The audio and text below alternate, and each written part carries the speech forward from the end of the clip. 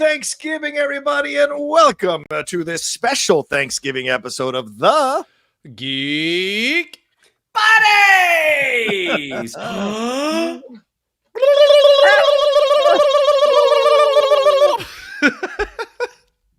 is perfect. That is absolutely perfect. There it is. I love it. I love it. We are back this week with our main show here a little early in the week because, of course, Thanksgiving is on Thursday, and we are going to be busy with our own Thanksgiving Day plans. I know I'm driving up to LA. It's going to be a very busy day for sure. And then I want to relax on Friday and pick out a nice Christmas tree at the Home Depot. So we thought, you know what, we're going to come a little bit early this week here live for at 7 p.m. PT here on the West Coast. We appreciate you all hanging out with us. But let's introduce ourselves before we get into any of the madness we're going to talk about today. I am the Outlaw John Rocha, writer, producer, and host here on the Geek Buddies. I am Michael Vogel, writer and producer of animated TV shows and movies. And this is Shannon McClung. I'm a television actor and an animation writer, and I'm getting so many auditions right now. It's really great. It's been so long. I think I forgot how to act. Nice. Are they all tape, or are you going in? All tape. Wow. All tape. So many tapes. Maybe I should stretch out and get back in this game, Mike. Good. Yeah. We'll do some stretches on Thursday. We'll do some stretches on Thursday after we eat all that turkey. It'll be great. Oh, please. I'm gonna definitely bring in the elastic bands for that situation. But yes, congratulations to Shannon, of course, having booked something last week that he announced. I'm sure there'll be more bookings in the future. We have a very talented friend. Not only can he write, but he can say words on camera very well. So we look forward to hearing more of this news. He's more than just those shitty jokes, folks. He's got a lot going on. I had one for today, Shannon. I had one for Happy Thanksgiving. Does that work or no? Is that too far? Happy Is that kind of trying for me? Yeah, am I going too far? Not too far. Absolutely. All right. Hey, Geeksgiving, I like. Geeksgiving works. Yeah. So that's what we're doing today. We're going to talk about the Nicholas Hoult story for sure. We're going to talk about the Dave Filoni story, which is massive. We're going to touch on the Melissa Berrara story as well. Not get too deep into that, but certainly just reactions to it. And then we're going to talk about all these other things that are going on in the world of entertainment. The gentlemen have asked me to essentially play point guard. For those who don't play basketball, I'm just serving it up so they can score. And we're going to have a good time having a fun conversation. But I do want to remind you all the Streamlabs and Superchats are open. You know, we're almost near the end of the year of another year of the Geek Buddies. We'd love it if you sent in your thanks through Streamlabs and Superchats tonight, sending in your questions, thoughts, and comments, supporting the show. We'd love to read them on the air. And later on, we're going to have a special segment where we talk about all the geek things we're thankful for in our lives, which is probably going to be cheesy, but very on brand for us here on at the Geek Buddy. So it's going to be a lot of fun to talk about for sure.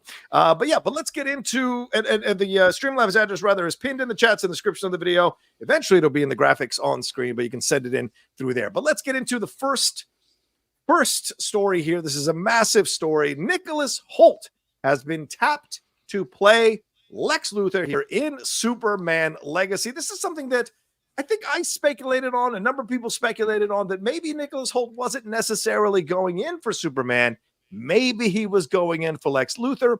I think we had a thumbnail weeks ago where I found someone who did a fan art of Nicholas Hoult as a bald Lex Luthor, but there's nobody happier for this news on planet Earth than the gentleman who is sitting below us, Michael. That is Shannon McClung. Shannon, your thoughts on this? Nicholas Hoult, always a bridesmaid, never a bride for the hero side, but landing one of the biggest villains ever in the history of comics and on-screen superhero movies. So your thoughts on this? I mean, Nicholas Hoult is a terrific actor. I mean, like when it came out that he had been, in contention for Bruce Wayne in the that Pattinson ended up getting. He's always, as you said, John, he's always been in the orbit of getting something really, really huge. And you know what? He was Hank McCoy. I mean, he did a fantastic job in those X-Men prequel movies. And you can debate the quality of some of those movies, but he always turned in a fantastic performance. When he was Jack and Jack the Giant Slayer, I think there were a lot of expectations, like, all right, here we go. This is the arrival. Right. In that movie, that beanstalk did not go all the way up, as it were. So the idea that he had been up for Clark Kent And I know a lot of folks felt he was maybe not the best choice for that. Yeah. But the idea that he could also be up for Lex Luthor as well, I think he would have been a terrific Clark Kent. Yeah. That being said, I'm thrilled that he's going to get to play a character as nuanced as Lex Luthor. I mean, I think the cast that James Gunn is assembling for this first movie in this new gigantic universe, it seems really, really impressive. And as the president of the Nicholas Hoult fan club, he is a deep, close personal friend of mine. We were on the phone the other night, and he is delighted. Climb into my head and tell me I'm wrong. Michael, your thoughts on this? Nicholas Hoult as Lex Luthor. You're the resident Superman fan. I did have to go to the Nicholas Hoult fan first, but your thoughts, of course, as a Superman fan here, when you look at Nicholas Hoult taking over this role, do you like the casting? Do you think it works? Do you think he'll bring the right amount of energy to this character? I mean, here's Nicholas Hoult. I mean, this is not bad. This is not bad. I absolutely buy it as a kind of intimidating young Lex Luthor, much more than Jesse Eisenberg. So your thoughts as you look at this possibility? Well, I'm thrilled that it's not Jesse Eisenberg. No, this is and in addition, it's what's his face? Skylar from Righteous Gemstones is Jimmy Olsen. I'm gonna put that up in a second. Let's focus on Nicholas. But look, just across the board, this is turning out to be a banger cast. And this 100%. This is getting very exciting. Expectations, obviously, for the first big movie in the James Gunn, Peter Safran DC universe are already through the roof. But every announcement that's coming out, it feels right. Yeah. Every announcement that comes out, you're like, yeah, that's it. Yeah, that's it. Nicholas Hoult, you look at the great, and you're like, oh yeah, you can do this. He's fantastic. You're good. You're good. This is going to be awesome.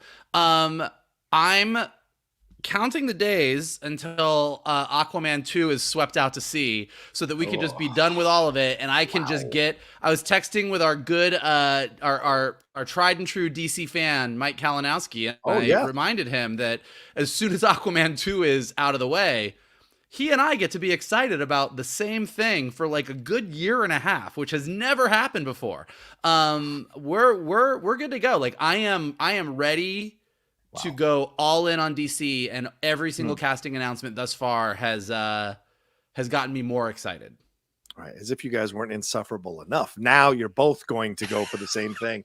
That's going to be an interesting situation as well. Unstoppable. Michael, let me swing back to you again, as you were alluding to here. Let's bring these two actors who have been cast as well to join the cast of Superman Legacy. As you said here, Skylar Gisondo is going to be playing Jimmy Olsen, and Portuguese model and former Victoria's Secret angel Sarah Sampaio has landed the role as villainous Eve Taskmaster. So this is a fascinating combo of characters that we're bringing in that kind of touch on the 1978 Superman, but also kind of walk their own path with the combo of the different characters rather that are being brought together. So what are your thoughts on the casting of both of these characters?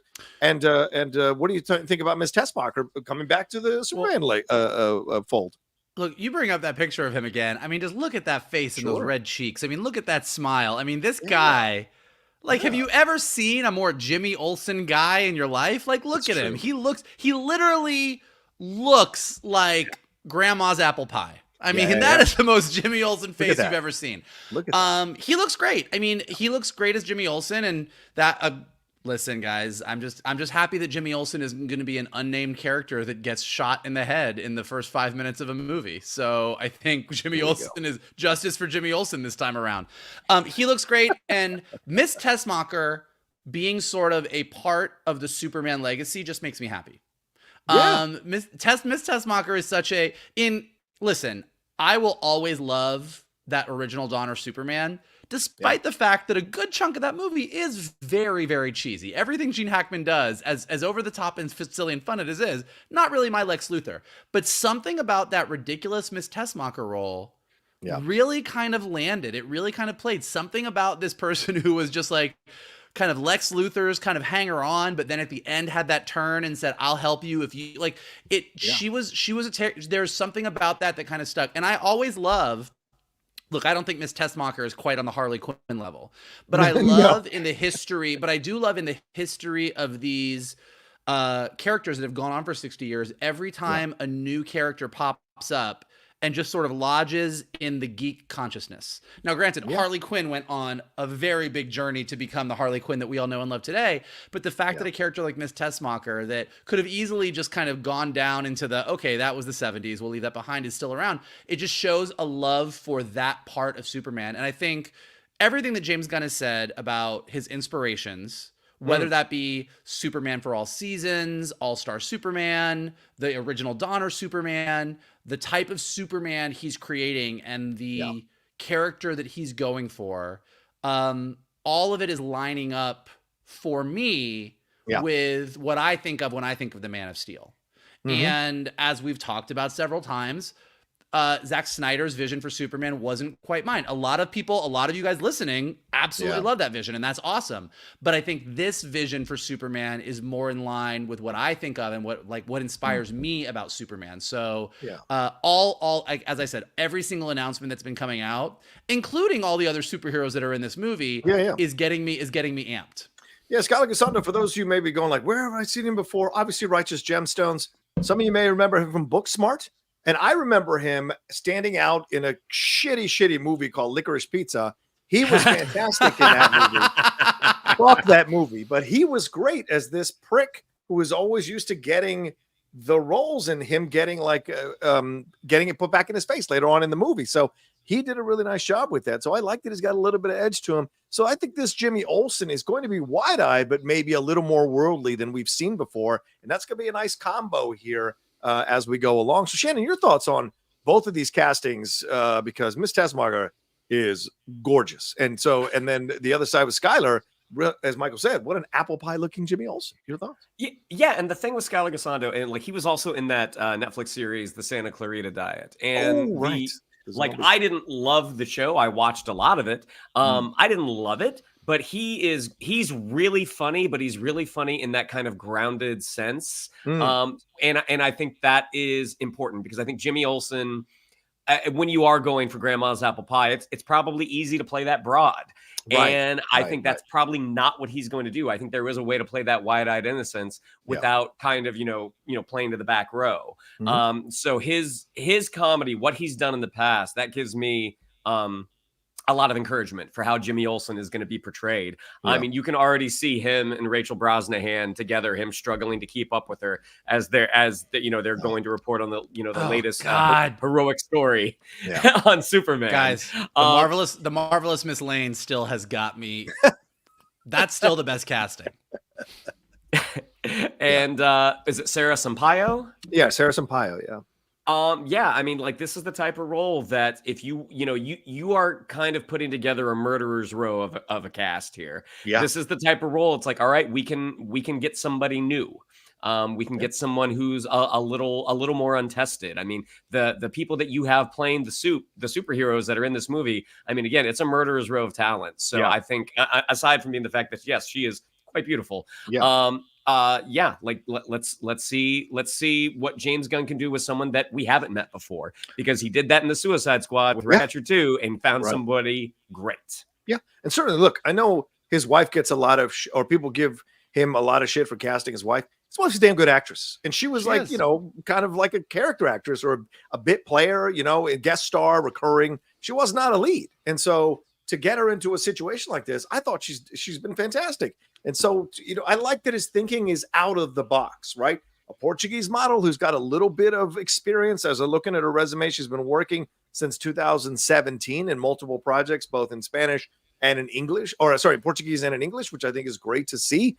Then you got the other members of the cast that are also a part of this, like Maria Gabriela de Faria, bringing her in as the engineer. That's an interesting take on it as well. Then you've got Eddie Gathegi as Mr. Terrific. You've got Anthony Carrigan. Let us not forget that Rex Mason is in this film as well. Then, of course, Nathan Fillion as Guy Gardner, which would be a lot of fun, and Isabella Merced as Hawkgirl. So as a Latino, I'm looking at this cast going, this is fucking great. So I'm very excited because they're unusual choices, and the combo of them is going to make for a very lively Superman legacy that feels like it's shaping, as Michael said, like it's going to be a lot of fun. And I gotta tell you, as a gay man, I'm looking at this cast and I'm not too mad about it either. If you get my drift. Hello. Tell you What what do you mean? What are you saying? I'll tell you in Geek Buddies After Dark. Yeah, we'll go live at midnight again for that one.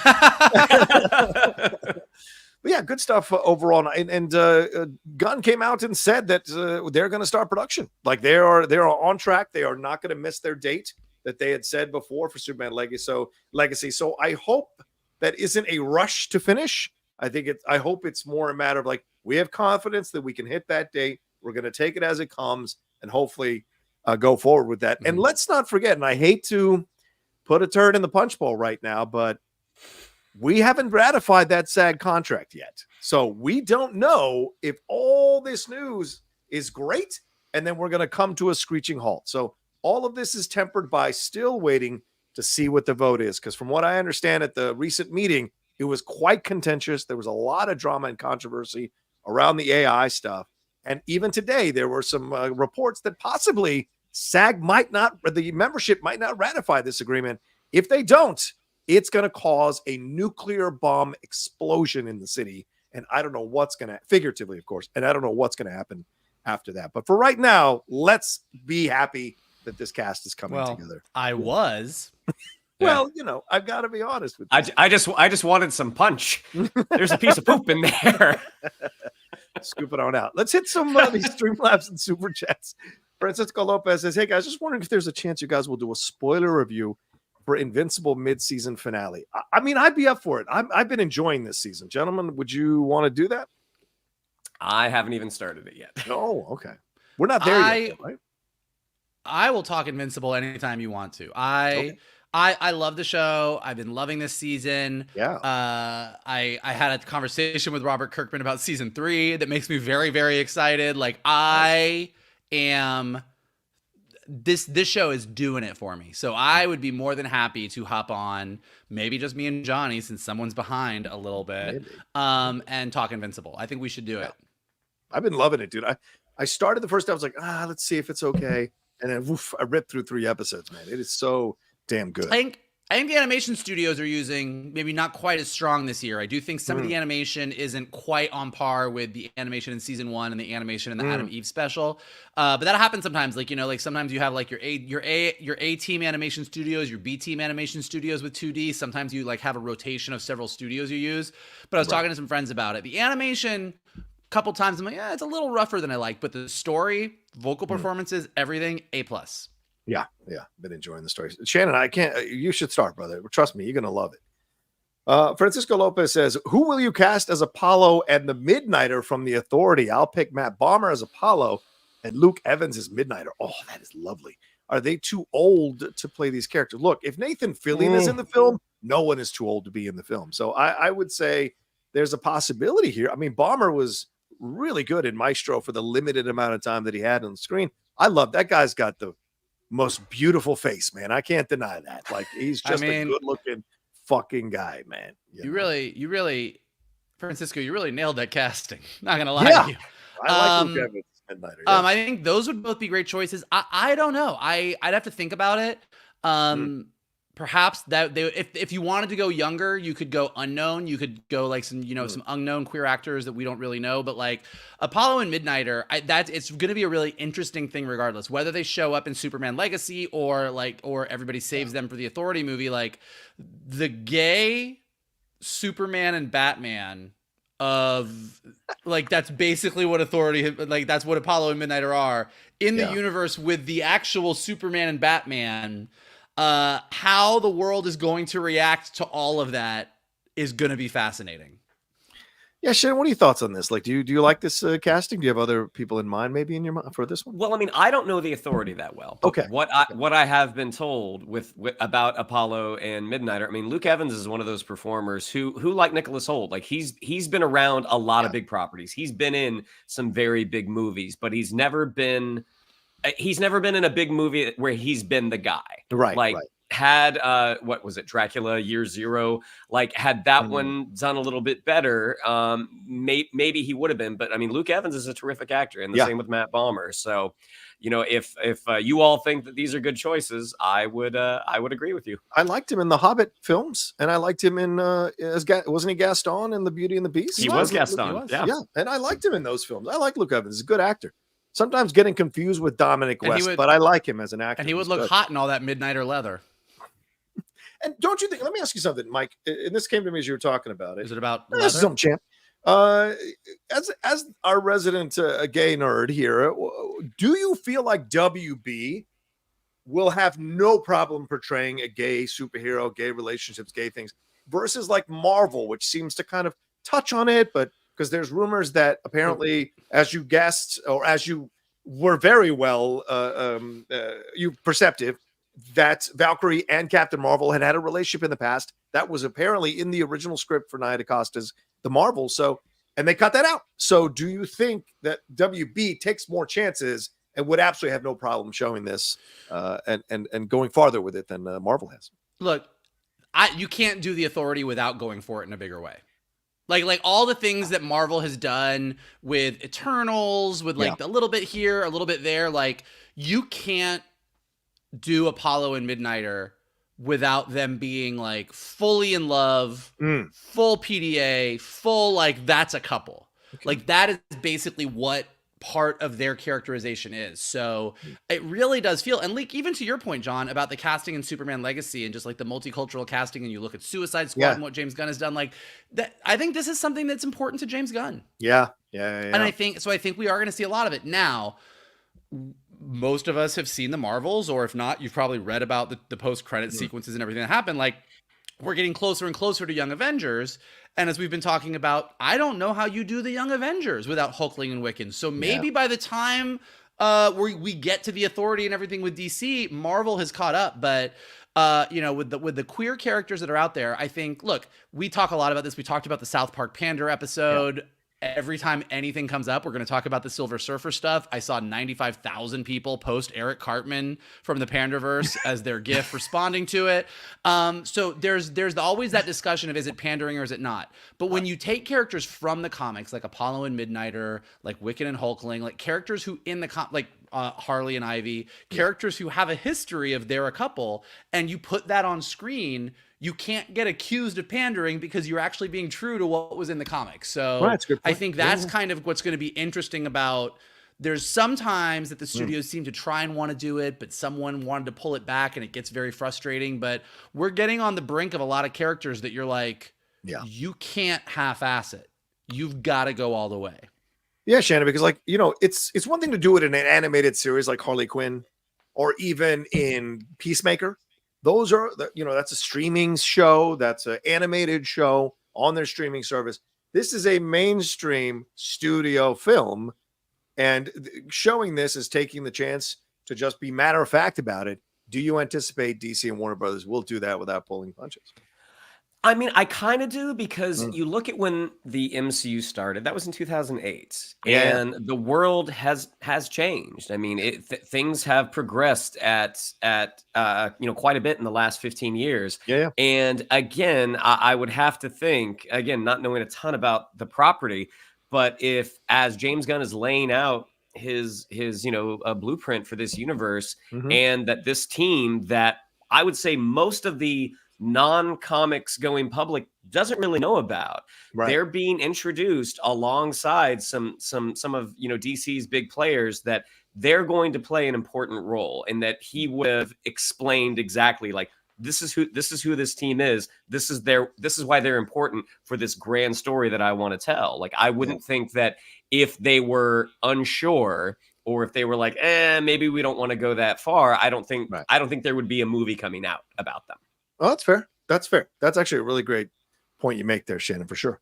All right, let's hit one more of these Streamlabs, and then we'll get into the rest of our, and we'll take a break and get into the rest of our stuff.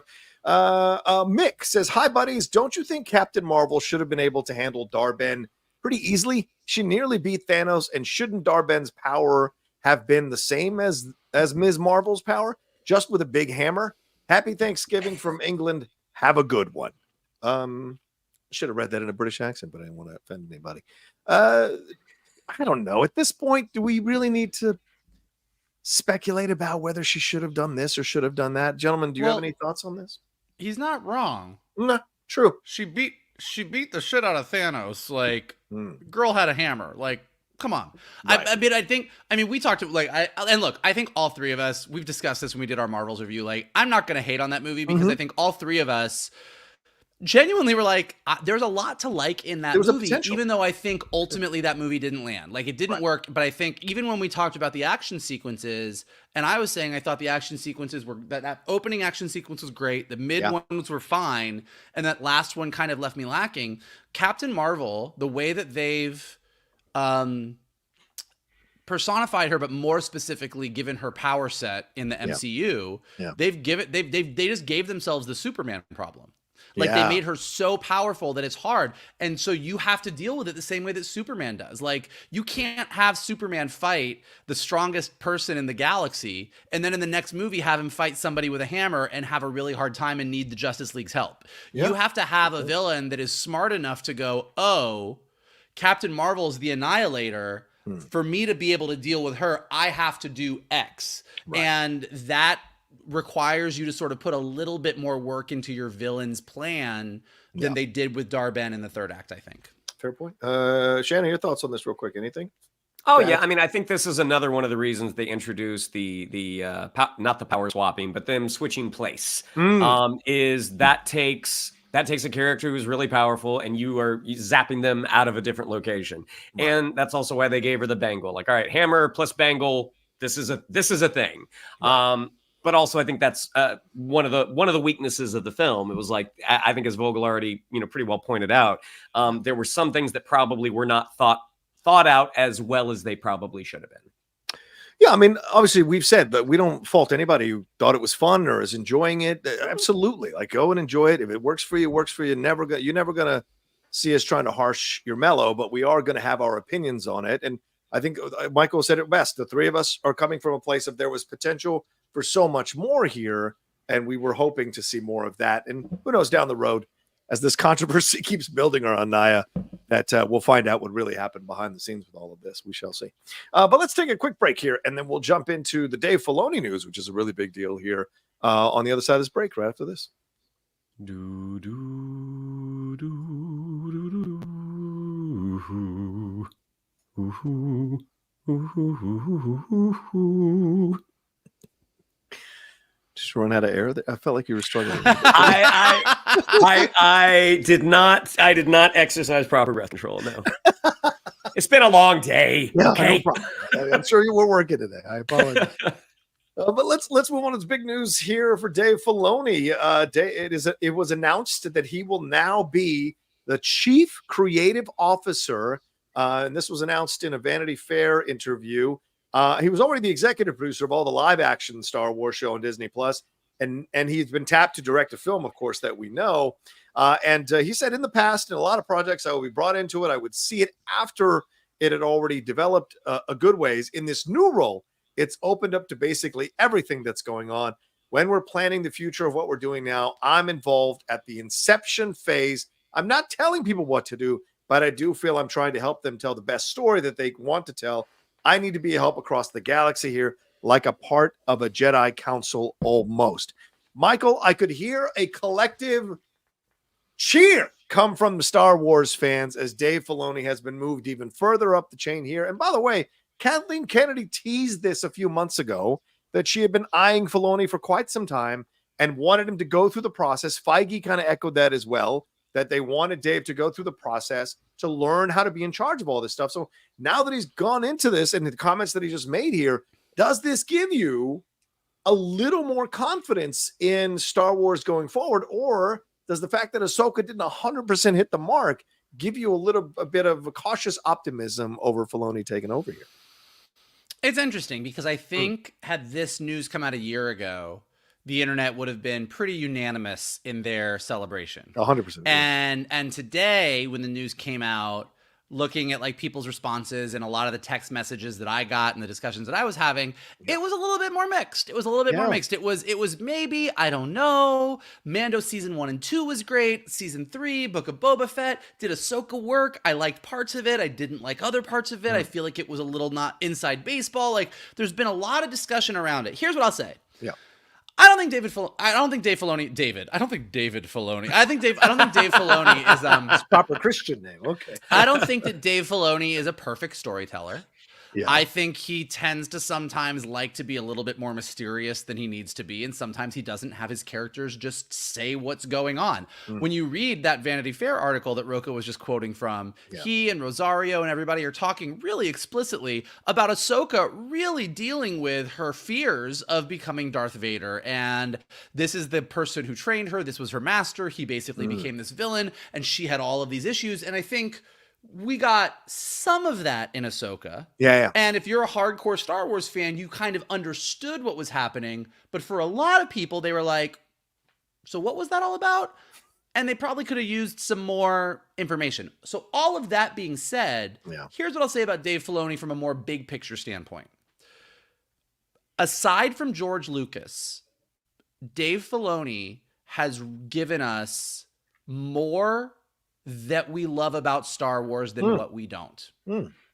From a big picture standpoint. Right. Now, in the weeds, the way he writes, the way he does dialogue, the way he parses out information, we can all argue that all day long, and we'll continue to argue that all day long for the foreseeable future because he's the CCO. But Ahsoka Tano, giving the clones personalities, Rex, the Rebels crew, filling in those gaps, like really kind of turning the Jedi Council into something that's really, really interesting in Clone Wars. Like everything that he did, and even what he and Favreau did with Mando and Din Djarin and Grogu, and a lot of that is still Filoni, because everything that happens with Mandalore and the Mandalorians and Bo-Katan and everything is just a continuation of what was happening in Clone Wars.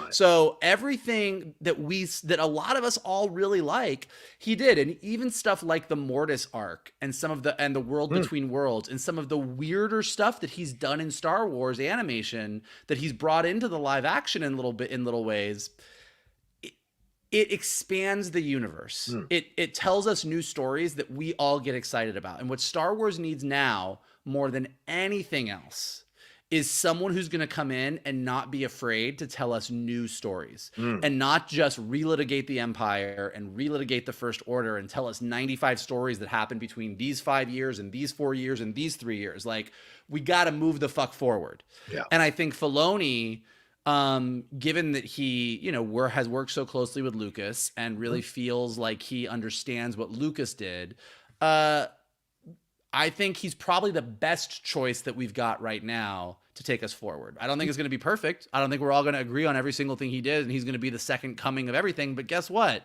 Yeah. Half of us have a lot of issues with what George Lucas did in the prequels, so he wasn't perfect either. But I do think that what Filoni's going to do is going to take us further into new stories.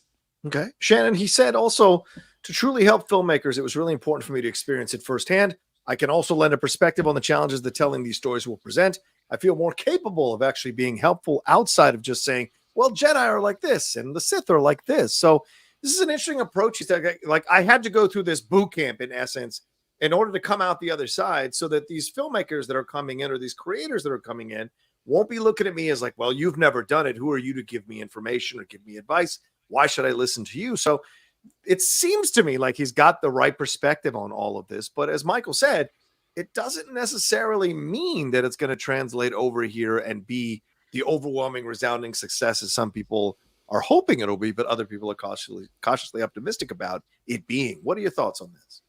Well, I think, and again, not to bring up the MCU again, but one of the reasons the MCU, the sort of, stratospheric rise that it had was because people weren't expecting that.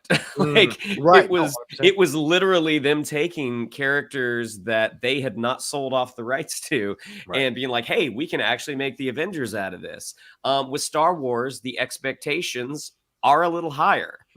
in terms of who you could have picked to fulfill this role, I can't think of anyone else other than Dave Filoni. And again, as Vogel already said, and as you already said, Johnny, is he the perfect choice? No, because there is no perfect choice. Right. And also, we don't really know what that relationship between Filoni and Kathleen Kennedy is going to be like. I mean, Kathleen Kennedy she is the boss over there. Yes. She ultimately has final say. Yep. I mean, I do agree that if this announcement had been made 6 months ago, like the praise would have been universal. You know, when you look at, you know, I think we all kind of give Mando season 3 a pass just because the rumors that we had heard was that, you know, Grogu and Din Djarin weren't going to be in Book of Boba Fett, that was a mandate that came down from upstairs, that there were some creative sacrifices that had to be made, and they kind of did the best that they could with what they had. With Ahsoka, even though I don't feel like everything landed, this was also, I think, his first time kind of going solo with a live action project. Yep. And he probably learned a lot. I mean, he learned how to direct live action on Mandalorian season 1. With Ahsoka, he learned how to kind of run the whole show. So there are going to be mistakes that are made. Yeah. Hopefully going forward, he is learning from those mistakes. I mean, I'll be interested to see, again, him being sort of like the chief creative officer over there, as well as him helping out on the TV side, as well as him developing his feature film. I mean, granted, this is what James Gunn is doing as well, but it'll be interesting to see the amount of responsibility that is being kind of, you know, hoisted upon his showers. We'll get to see if Dave Filoni ultimately is the ultimate successor of George Lucas. Yeah, Michael, you've been a showrunner on a number of series here, and you know, sometimes, and it's not quite the chief content creative officer, but still, you're in charge of a certain section of this content, and sometimes you got to be the bad guy. James Gunn, I think I have no problem believing James can be the bad guy. Do you think Filoni has it within him to draw a hard line, to kind of have these squabbles with these creators to make changes to make it work? Yes. Okay. Oh yeah. Well, I'm more worried about the opposite. Oh, like I think Filoni has the same thing that we worry about with James Gunn, which is, I mean, Filoni said all the right things in the article. He said, you know, I'm not going to tell people what to do. I'm going to let them do. But are you not? Like, aren't you going to be like, this is where Star Wars is going? Like, you can't do this. No, the Jedi would never do this. The Sith won't do this. Like, I mean, like, be the actually guy. Is that what you think he's going to? I mean, I don't know. Like, I don't know him personally, but I don't know how you can tell as much of the story as he's told and not have a little bit of that. So I do wonder what and look, I don't think that I'm saying anything specifically bad about Filoni. It's the same issue that James Gunn has. It's you are a creator and a storyteller. Right. Kevin Feige, and we've talked about this 1,000 times, Kevin Feige was never a show, like he was always an executive. And he's an executive with an amazing sense of the story that he wanted to tell and the world he wanted to build, but he went to other people to tell the stories. Right. James Gunn was one of those storytellers in the MCU who now is kind of put into that Kevin Feige role. Dave Filoni was a storyteller in the Star Wars universe who's kind of been put into that Kevin Feige type role. So I think that's a hard transition because you've got to let go of some of your own ego and some of your own preferences. When you sit down with an up-and-coming young director of color, female director, queer director, who's going to tell their story, and they're like, this is where I want to take Star Wars, and you go, oh, that's not the Star Wars story I would tell. Right. You've got to be able to divorce yourself from that and say, okay, this is not the Star Wars story that I would tell, but I'm really excited that you're telling the Star Wars story. Let me give you some parameters for given where we're going, but I want you to go tell this. And like, and whether he's going to be able to do that is what remains to be seen. Yeah. This is like, Shannon, it's almost like watching players become the general managers of the team. Like, it's just an interesting thing to watch this progression, to see this, because James Gunn, you know, from director to in charge of the entire universe, that's a massive leap. And now with Filoni, from, you know, showrunner for an animated series to showrunner to a live action series and co-showrunner with Jon Favreau for these other series, boom, now you're in charge of everything. You're not the president, because Kathleen Kennedy retains that status and Carrie Beck is still the head of development, but you're possibly the where the buck stops in terms of content creation here. And this is also, and I wonder, and this is the slight cynical part of me that's like, is Kathleen Kennedy doing this to kind of appease the fans? She feels he's ready, but also like take a little bit of the heat off of her. Because if stuff doesn't work now, you can go, well, Dave wanted to do that. Dave is the one in charge of this stuff. And so maybe this takes a little bit of heat off Kathleen, which I think she takes some deserved heat, but I think she also takes way too much heat for the success financially that she has had with this Star Wars franchise. I wonder if this is a little bit about appeasing the fans and also giving a buffer between the fans and her. I mean, I don't think she's putting him up as like a human shield between her and angry fans. I mean, I think at where she is in her career in that position, is she aware of criticism she gets from people on the internet? Of course, but you know what? It doesn't appear like she's going anywhere. Yeah, doesn't like she cares. Yeah. I mean, ultimately, she is still the one making the decisions. I mean, and the difference with the Gunn and Safran situation, at least as it's been presented to us, is the way it seems to me is that Gunn and Safran, that seems to be a partnership. Filoni is still somebody's employee. Right. I mean, granted, he is. I mean, I guess you can say Safran and Gunn are Zaslav's employees, but ultimately they are the top. They are the top of that pyramid. Whereas Filoni, he still does answer to Kathleen Kennedy, and ultimately, if he wants to do something that she's kind of like, I'm not so sure. We'll see if she trusts him. But I do think. Right. Announcing this to the fans to say that, hey, this is our chief creative officer, I think that is a little bit of a response to the sequel trilogy and the criticisms it got, in that there wasn't that one person kind of saying this, we're doing this. Yeah. This is a bit, I mean, look, Kathleen Kennedy has said this for years, and this has been the philosophy, because this is the philosophy of George Lucas.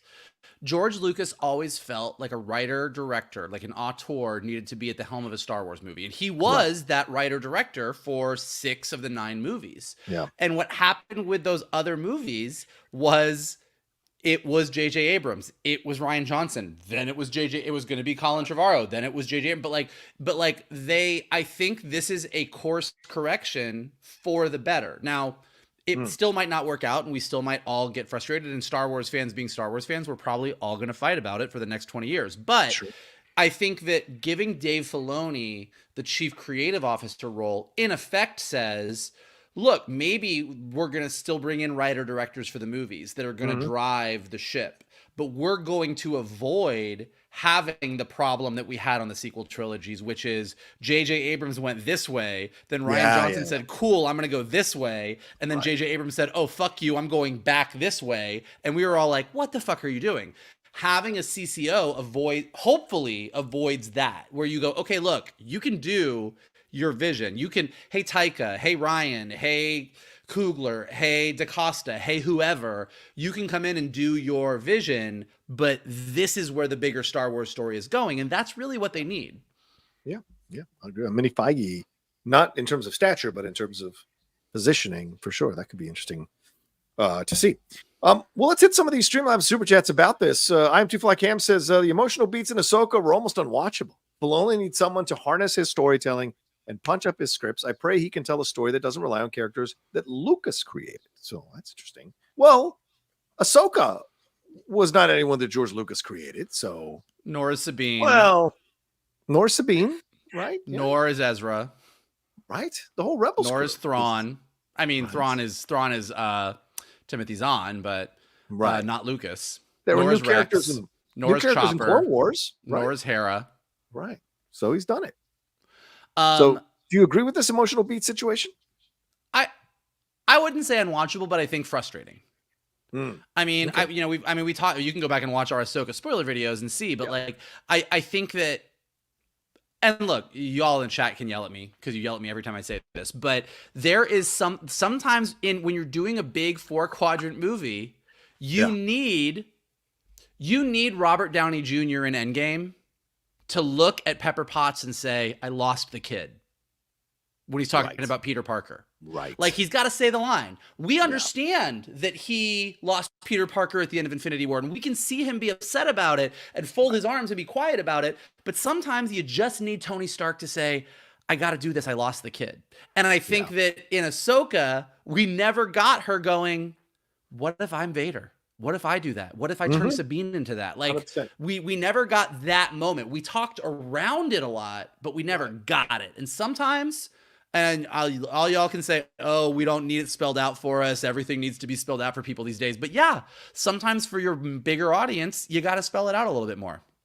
Yeah. What are your thoughts on this, Shannon? Emotional issues with Filoni? I mean, again, I wouldn't call them unwatchable, but I would call them surprising. Like it's right there. Why don't you just do it? It's right there. Why can someone not hug Ezra?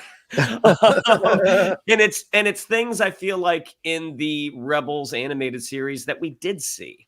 Yeah. So it was kind of confusing why they didn't kind of make the transition to live action. And as to what Vogel was saying about sometimes you do want it spelled out.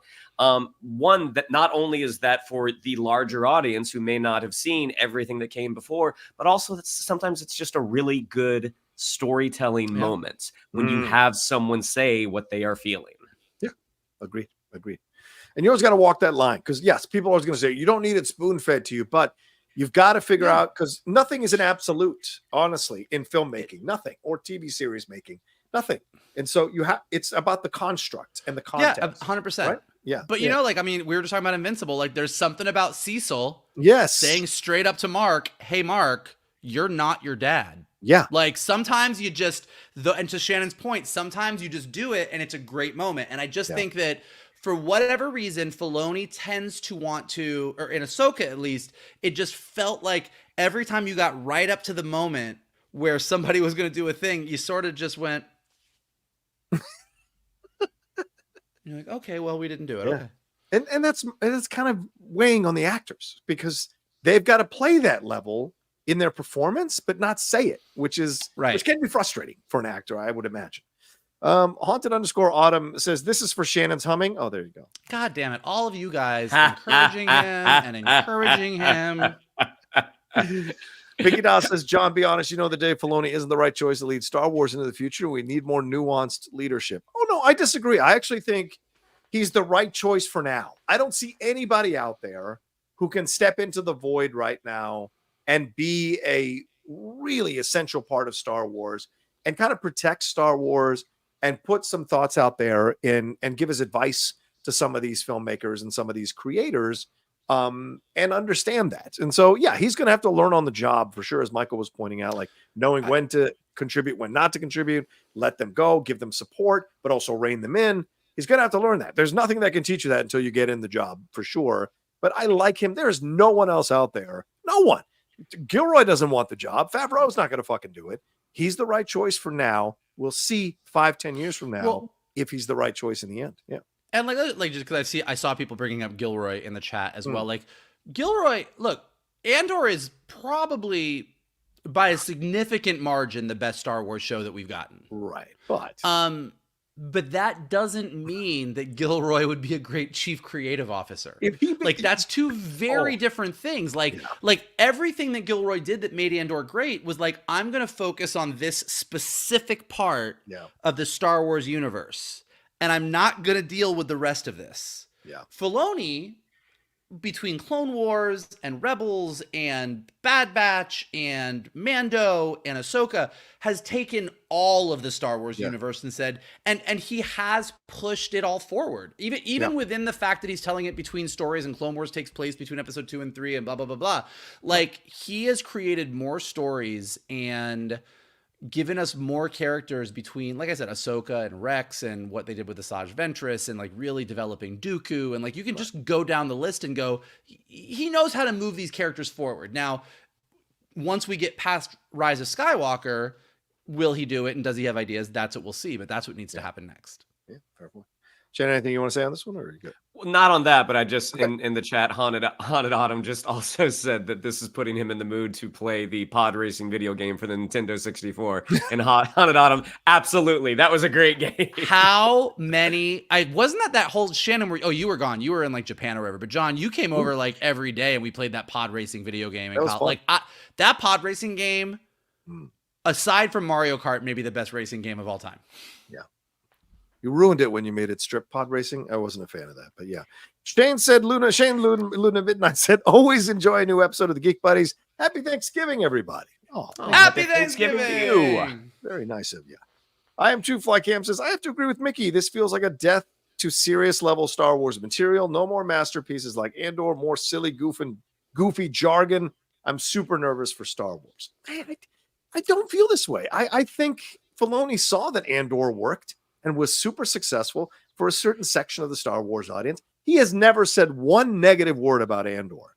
So I think he's going to have to learn that kind of section of the Star Wars audience needs to be satisfied with certain content. But his main area of focus is a mixture of that and the stuff we saw from George Lucas at the beginning of Star Wars. So I think he's going to let both exist. I also feel as an animation guy, I do feel like this comment undercuts a lot of the moments that have happened in Star Wars animation in the past 15, 20 years. I mean, there's been some pretty amazing moments that have happened in those animated moments that I think rival anything that's happened in live action Star Wars. And I think that, granted, Dave Filoni came up in animation. Maybe live action's a little new to him, but I think let's wait and see where he goes. Okay. Shannon, anything you want to say on that? Yeah, I think Dave Filoni, and again, I could be wrong. Maybe Dave Filoni hates Andor, but my guess is he sees the value in Star Wars not being all one thing. Yeah. That you can have your Andors, you can have your Star Wars visions. That Star Wars is a big enough galaxy to have different creators take a narrative swing at it. It won't survive if it isn't. It won't. It just won't. It won't. You have to have different takes on this stuff because people consume content now from multiple points of views in ways they never did before. So you've got to satisfy those people. Let's see. Let's hit a few more of these Streamlabs and then we'll take a break. John Garcia says, Michael, do you remember an Australian man wearing a GoPro on his chest asking you if you saw a guy named Trace?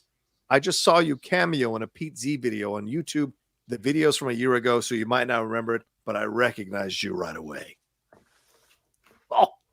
What? Wait. Woo. What? Did I look good? What was I wearing? I think that's the imperative question.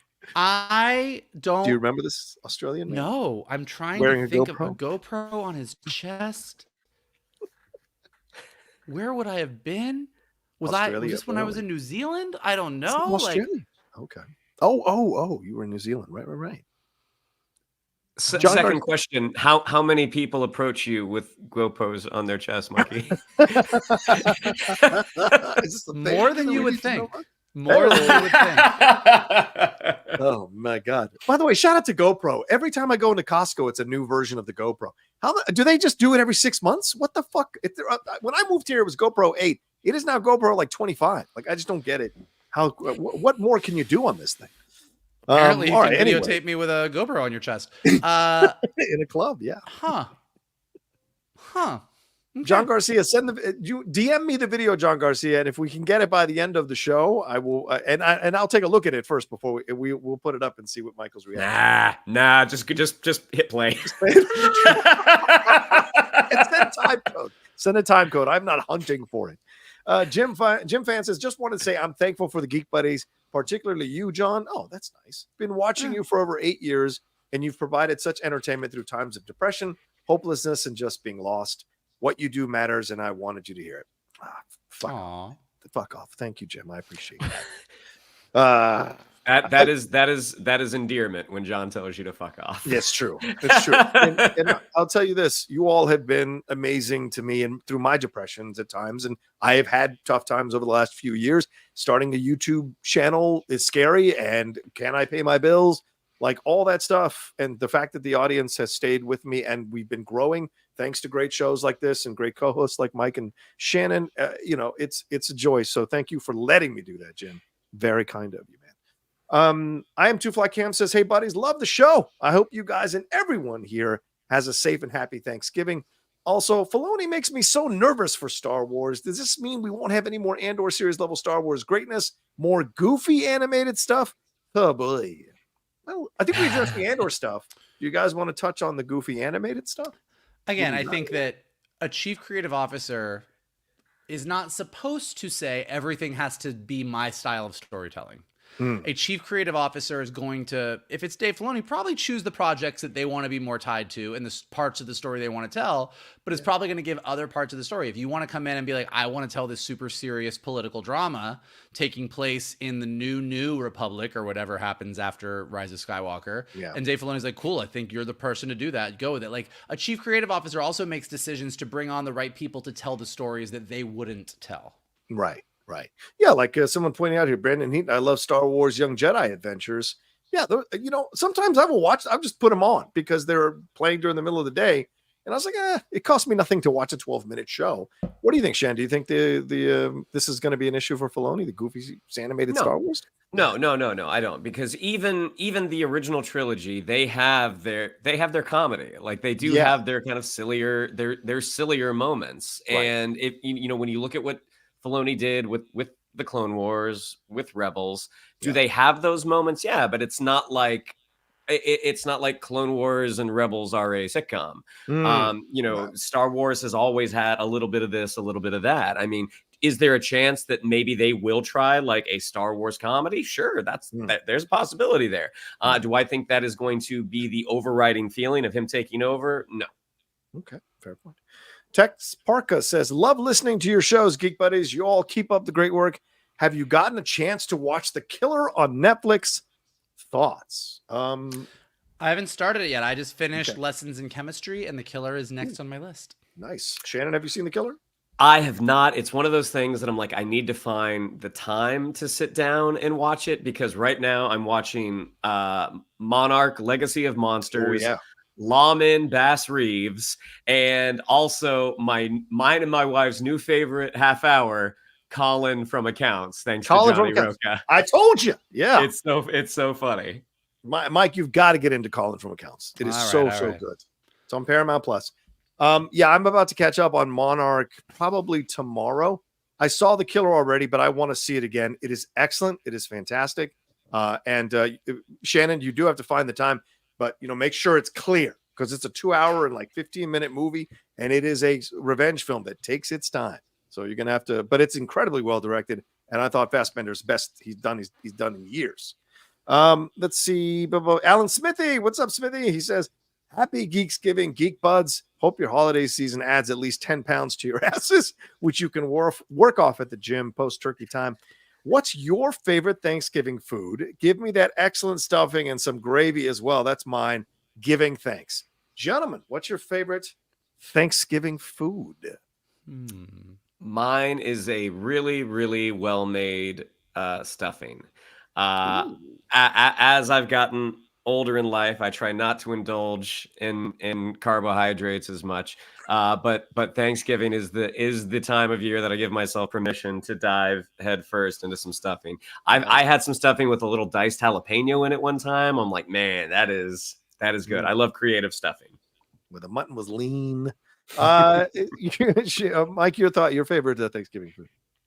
I mean, it doesn't need to be good stuffing, just stuffing. Give me some stovetop right out of the box. I don't give a shit. I will eat it all day long. My favorite thing I was actually at the grocery store today, and I was buying some groceries, and I was buying the stuff for what I'm going to be making for Thanksgiving on Thursday. And I realized I bought like a tomato, and I bought some mustard, and I bought some sourdough bread. And the thing that I love the most about Thanksgiving weekend, more than the food at Thanksgiving, is on Friday and Saturday, when I make myself a Thanksgiving leftover sandwich where I take the leftover turkey, ham, tomato, lettuce. I'll put some stuffing. I'll throw some mashed potatoes in there. Like, I will take everything that was on the table and put it on one sandwich between two like lightly toasted pieces of sourdough bread. And I look like fucking Dagwood from the Blondie comics, if you remember those. And I will eat that every meal for the rest of the weekend. That's nice. That's what I'm most excited about.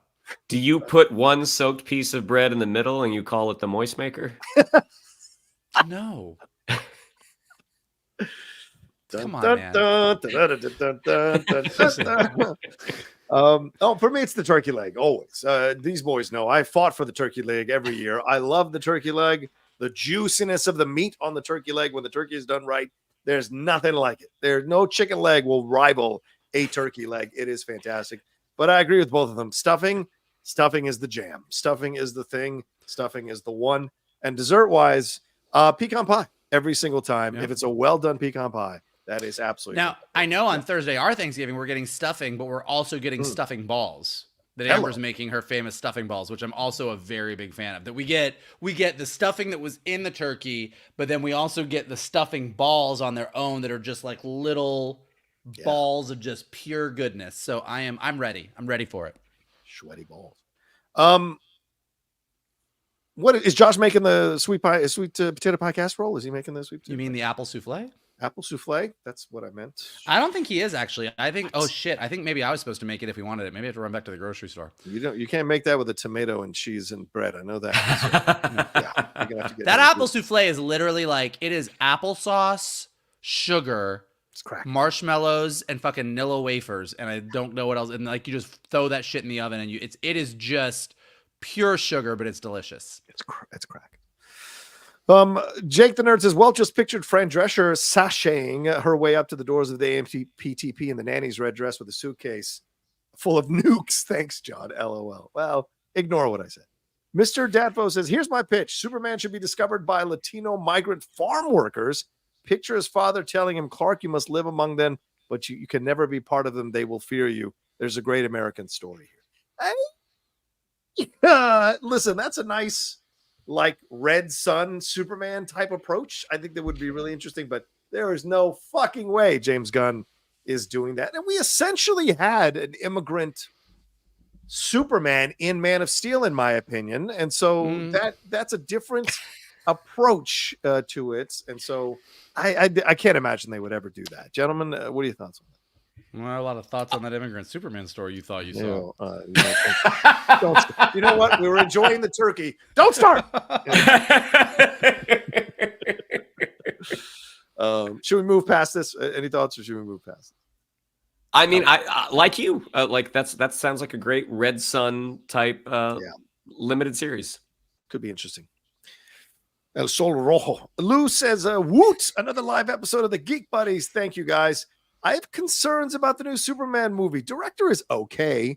Too many characters building up around one character, Black Adam, but then the cast looks good, so it could turn out okay. So, Lou, it seems like you're on both sides of the fence on this one. So, gentlemen, is there a concern here that too many characters are in this movie, even though we love all the casting so far? Are we having too many people and too many things being launched off this movie, which was some of the complaints on Wakanda Forever? So what do you think, John? Anybody? Yeah, I mean, there's two ways to go. I mean, like, there's the Wakanda Forever version where you do feel like it's a little overstuffed. There's too many people. But if everyone is there in the right amount, I remember, and just from personal experience, like if you go watch the very first episode of Spectacular Spider-Man, that I did with Greg Weisman back in the day, the very first episode of that show has Peter Parker, Gwen Stacy, Harry Osborn, Norman Osborn, Hammerhead, Tombstone, Otto Octavius, Adrian Toomes. Like, it's just stacked. It's got the Shocker is in it. Like, it's got everybody, but everybody was in it to show where they were at that first at the very beginning, and then as episodes picked up, you like caught up with people again, and so then this is where this person was, and this is why this person was there. So Greg Weisman has done that. He did the same thing with Young Justice. He's done that a lot, like where you'll watch an episode early on, and you'll go, fuck, like there's 95 people in this episode, but they're all there because they needed to be there for this giant event. Like so, there's absolutely a version of Superman Legacy where we come out and we're like, holy shit, that was too many fucking people, and nobody got a chance to shine. But there's also a version where you go, oh, there was some giant cataclysmic event in the DC universe, which is why all these heroes showed up, and they couldn't handle it, and then Superman came in, but in doing what he did, kind of changed the paradigm, and now nobody knows what to do because it's Superman too dangerous, and you're like, oh fuck, that made sense. So it can work, but it's fair to be worried that it could go the other way. Shannon, what are your thoughts on this? I mean, because that's a concern people have when there's too many characters. Certainly that was the issue eventually with some of these superhero franchises, too many villains. That's even though, No Way Home had everyone in there, they were able to make it work. Do you anticipate James Gunn won't have a problem like this, or might run into a problem like this? I mean, the only way we'll know is when we walk out of the theater. I mean, I think when you have a world that already exists, I don't think necessarily Metamorpho is going to have some huge arc in the movie, but I mean, these are people that exist in this world, and we don't know. Not a Rex Mason fan, apparently. I mean, okay, insert hero name here. I think they are there to show that this world exists, and again, who knows how much any of these people are going to be in this movie. But also these are people that potentially are going to be in this universe going forward. So could it go sideways? Absolutely. There's also a way it comes out perfect. So we'll see. Yeah, I think so too. I think that's a possibility. All right, one more, and then we got to take a break here. Mr. Datva also said, I also would like to see an Asian Bruce Wayne. The Wayne family is known for their charity in Gotham City, but then a wave of anti-Asian sentiment emerges. I'm thankful for my buddies, the Geek Buddies. Woof. I mean, there's like a whole different there's a whole different vibe to the entire DC universe you go with this, which I think is interesting. Yeah. And it sounds like if you have these ideas, maybe you should jot them down. Yeah. Stop giving them away. I mean, keep sending them support, but stop giving away the ideas. And one last one. I do want to do this one, and this will maybe keep us for 5 minutes, and we'll go to break. Lou also said, instead of Young Avengers, and well, you know what? Let's hold this one. I will hold this one till we get to the Marvel section of the show. Let's take a quick break right now, and then we'll jump into some more stuff here on the other side, and jump into our Marvel section here right after this. Now,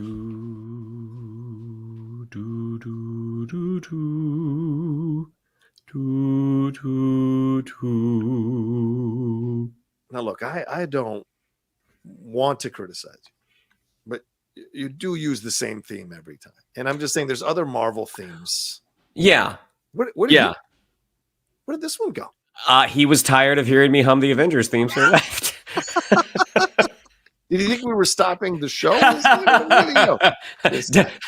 Grandpappy needs his medicine. Oh, man, it's Thanksgiving. Giving conversations. I don't know about you guys, but I go home for Thanksgiving, and I bring several bottles with me to make it through the weekend. What are we talking about? Oh no! Line it up. Yeah. You go home and you're sitting there minding your own business, and your parents go, "What do you think of trans athletes?" And you're like, "I'm gonna pour more wine." No comprendo. I'm going out to the pool. Let's get into this. Speaking of what can cause drama at Thanksgiving, there's a report here by my brother Jeff Snyder on the hot mic. It is also shared by Daniel Richtman and a couple of other websites here that apparently there is a plan afoot on the Marvel side of things to bring in Silver Surfer as the Herald of Galactus, but make Silver Surfer a female. Now, this is not out of the realm of possibility. There has been a female Silver Surfer in the Marvel comics. It is Frankie Ray. Let me bring that up. It is Frankie Ray there who has been a Silver Surfer in the comics. So the idea of Silver Surfer being a woman is not out of the realm of having been done in the Marvel universe before. I know Norrin Radd is who everyone knows, if you even know Silver Surfer. That's who everyone knows as Silver Surfer. But Frankie K could be an interesting way to go with this. And certainly with what we've been seeing with Sue Storm possibly being the main focus of the Fantastic Four movie, we saw what happened at the end of the Marvels, that they're essentially creating this crew starting off with two women coming together to maybe lead the recruiting of the Young Avengers. This is an interesting story. Michael, I go to you first because you were pouring through the memes and reactions on social media. What are your thoughts here on the idea of the possibility of a Silver Surfer being female in this Fantastic Four movie? I just love whenever any studio changes the ethnicity or the sex or the gender of any character. Yeah. You scroll through the comments, you're like, well, I am done. This is an outrage. This ruins it. I'm finished with it. Yeah. And you're like, what is wrong with you? Get a grip. Like, come on. Like, this doesn't change drastically the fact that you had the Silver Surfer you had in the comics, but like in this version of the story, the Herald of Galactus is going to be female. Might have a very similar story to Norrin Radd, might not, might be different. They might do a different thing, but like, we're not going to these movies to see them do every single thing exactly the way it was in the comics. Civil War is not what happens in the Civil War comic. Yeah. What happens in the Infinity story with the Infinity Gauntlet in the MCU is not what happened in the comic. Right. So this whole idea that everything has to be exact and you got to do it exactly the same, like, I just don't understand. And it also is like, I get it. There's certain, how do I want to say this? I get that there's certain characters that you don't want to mess with as much. You don't want to mess with their origin story. You don't want to mess with what makes them work. You don't want to mess with certain things about them. But then there's other characters that are sort of on the table, and you sort of just feel like there's a subsection of the internet that when anything gets changed on any level, it could be an A character, B character, or Z tier character. They're like, what? Yeah. You did what to Howard the Duck? I'm fucking done. And you're like, okay, come on. So I think this is great. I think that I am way more interested with how they're going to crack the Fantastic Four. Yes. After 2 failed attempts at a movie franchise for the Fantastic Four than I am about the gender of the Silver Surfer. Yeah, fair. Rodney says strawberry shortcake man in the big city. Is that what you're saying? Yeah. Strawberry beefcake, and he just moved to the city. He's working out, trying to get ripped. Gonna bake some muffins that are protein rich for his workouts. But look, I mean, Shannon, Frankie Ray, she volunteered to become a Herald of Galactus to save Earth, whereas Norrin is recruited or forced, in essence, to become that to save his family. So it could be a different approach. And I think it could be interesting. What are your thoughts on this? Do you think it's going to happen? And B, is this the kind of gender swap, if they're going to go this route, that you wouldn't have an issue with seeing here in a Fantastic Four movie? I mean, I'm not a big Silver Surfer guy, so it's kind of like, all right, you want to make Silver Surfer female? Great. Like, I don't really, that doesn't affect my enthusiasm for the Fantastic Four film. I think my enthusiasm for the Fantastic Four film is getting to see the Fantastic Four. Yeah. And see if they finally, after 2 at-bats, finally, do it to my liking. I know some people do like those Tim Story movies. Look, I like an interesting story. Yeah. If making the Silver Surfer female makes that story more interesting, great. If it is just sort of like, Sue Storm's the only gal we got in this cast, let's make Silver Surfer a female, then the people that do put up the Cartman gifts of Panderverse is kind of like, okay, you might not be wrong. But yeah, again, there's only one way to find out, and that's like, one, if it even happens, right? Like, the fact that you and Jeff were talking about it seems like it might be heading that way. But again, I like to see an interesting story. Again, Aquaman is my favorite superhero. When they cast, a burly burly Hawaiian guy with brown hair. I was just kind of like, okay, let's see what he does. Mixed results, not because of him. Right. But no, I like an interesting story. Okay. Yeah. I can dig it. Yeah, I mean, I think that's where I land as well. I feel like I'm somewhere in the middle. Like, I can understand people being upset about it if this was like a main character. It's Silver Surfer, okay? Like, there is not like, millions in the Silver Surfer fan club who are now like, grabbing their pitchforks and torches. It's a switch. And if they're going the Frankie Ray route, that's an interesting route to go. And why not have the balance? And I saw someone comment about it, like, oh, these men get so upset about it. And the thing is, women love this stuff too. And so I do think we're in a transition place. Marvel looks like DC, like we were saying, DC is it looks like maybe they're going to be like really kind of forging a new path for themselves. Marvel is in a transition phase, right? It's nice to be the plucky underdog, if you can call DC that, fighting against like, okay, I've made some mistakes. I put it together. I went to rehab. I figured it out. I'm going to put my life. I'm going to be great. You're cheering that person on.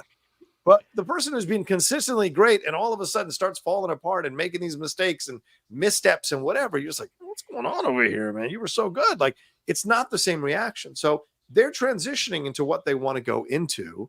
And it certainly feels like they are going and leaning towards more females being a part of the MCU. Tessa Thompson alluded to that a couple of years ago, and we're seeing it happening.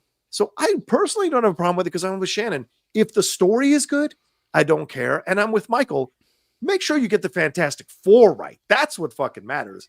This other stuff is not necessarily the thing I'm going to be worried about when I go into. I want it to work, but it's not going to be the difference between it working and not working when I go see this movie. So I don't understand that. So yeah.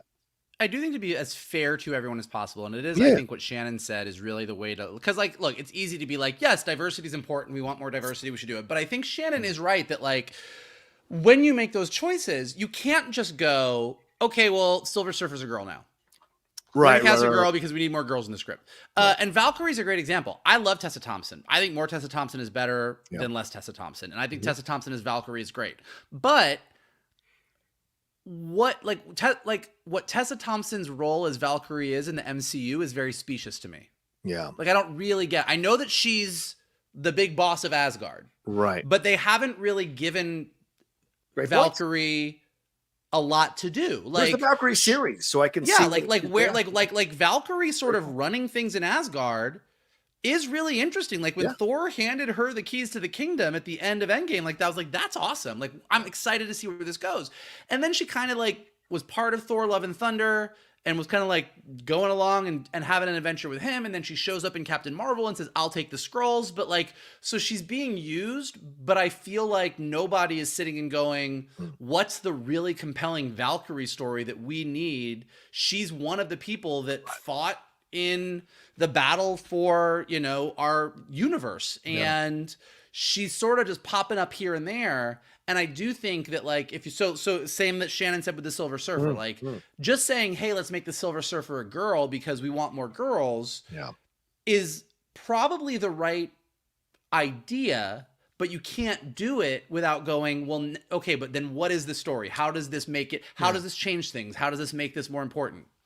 I think that's a great point you bring up, Michael, because the reason South Park can even make a Pandaverse is because they've put these characters. What's that? Is because it happens. Yeah, because they put these characters in these movies and then they're just there and they don't really take the time to flesh them out and spend more time with them and really concretely establish the connections and then let them have their own story and their own agency and their own approach to things. And I think that's where it's falling apart, which is why that show worked so well, because it really did call out both sides on this debate about what's happening here. And and I've seen people of color now pushing back on being cast, seeing people of color cast in these films and in these series if they're not going to do anything of real value and there's not going to be a more nuanced, fleshed out, really interesting character arc. What's the fucking point? And so we need to be beyond just casting people of color or just casting women.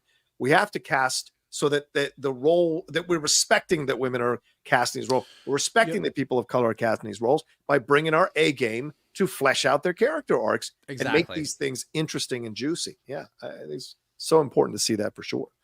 All right. Well, let's hit this one Streamlab that I want to ask you guys. I started to ask you guys. I want to do it again here. Lou says instead of Young Avengers, MCU could be doing a version of the Champions. What do you guys think about that possibility? Yeah, because the Champions is a mixture of these characters. I think that ultimately, given that Kamala Khan is there, it's going to be a little bit of both. I mean, Champions is sort of the more modern Young Avengers. Like the Young Avengers were the Young Avengers, and then you ended up having Miss Marvel and Miles Morales and Nova and Young Cyclops and Amadeus Cho and Vision's daughter.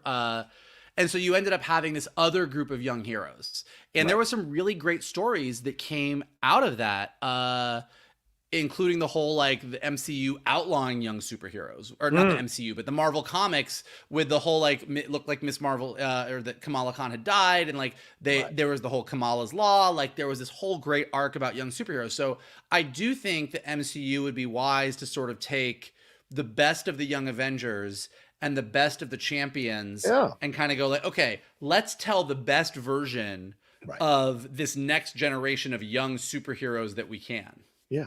Do you think that's in play here, Shannon, that because they haven't said Young Avengers, they've alluded to it, but they haven't said it. So do you think that maybe they're kind of keeping their cards close to the vest because they're going to mix these two memberships into one team? Yeah, because again, the MCU adapts things from the comics that works for the films. And my guess is that when it comes down to it, just the name, the Champions of the Young Avengers, my guess is that they would go Young Avengers because there's name value in having the Avengers logo on your poster. But yeah, I mean, I imagine it'll be a little bit of this, a little bit of that. Yeah, because you got Ironheart, who has already been introduced. Yeah, Ironheart, yeah. Yeah, you've got Falcon, who Joaquin Torres is going to become down the road, and they may be going down that path with Captain America 4. Patriot has already been introduced in essence in Winter Soldier. In Falcon and Winter Soldier. But Patriot was Young Avengers also. Yeah, it was part of Young Avengers also. Yes, absolutely. So you've got these mixtures that you can play around with for sure to see how this all works, and it could be interesting to see. And I like it. I like the idea of having this. And if you can bring Moon Girl off of the animated stuff and off of the page into the MCU, that could be a lot of fun to have her as a part of the Champions. I do love Moon Girl. Absolutely.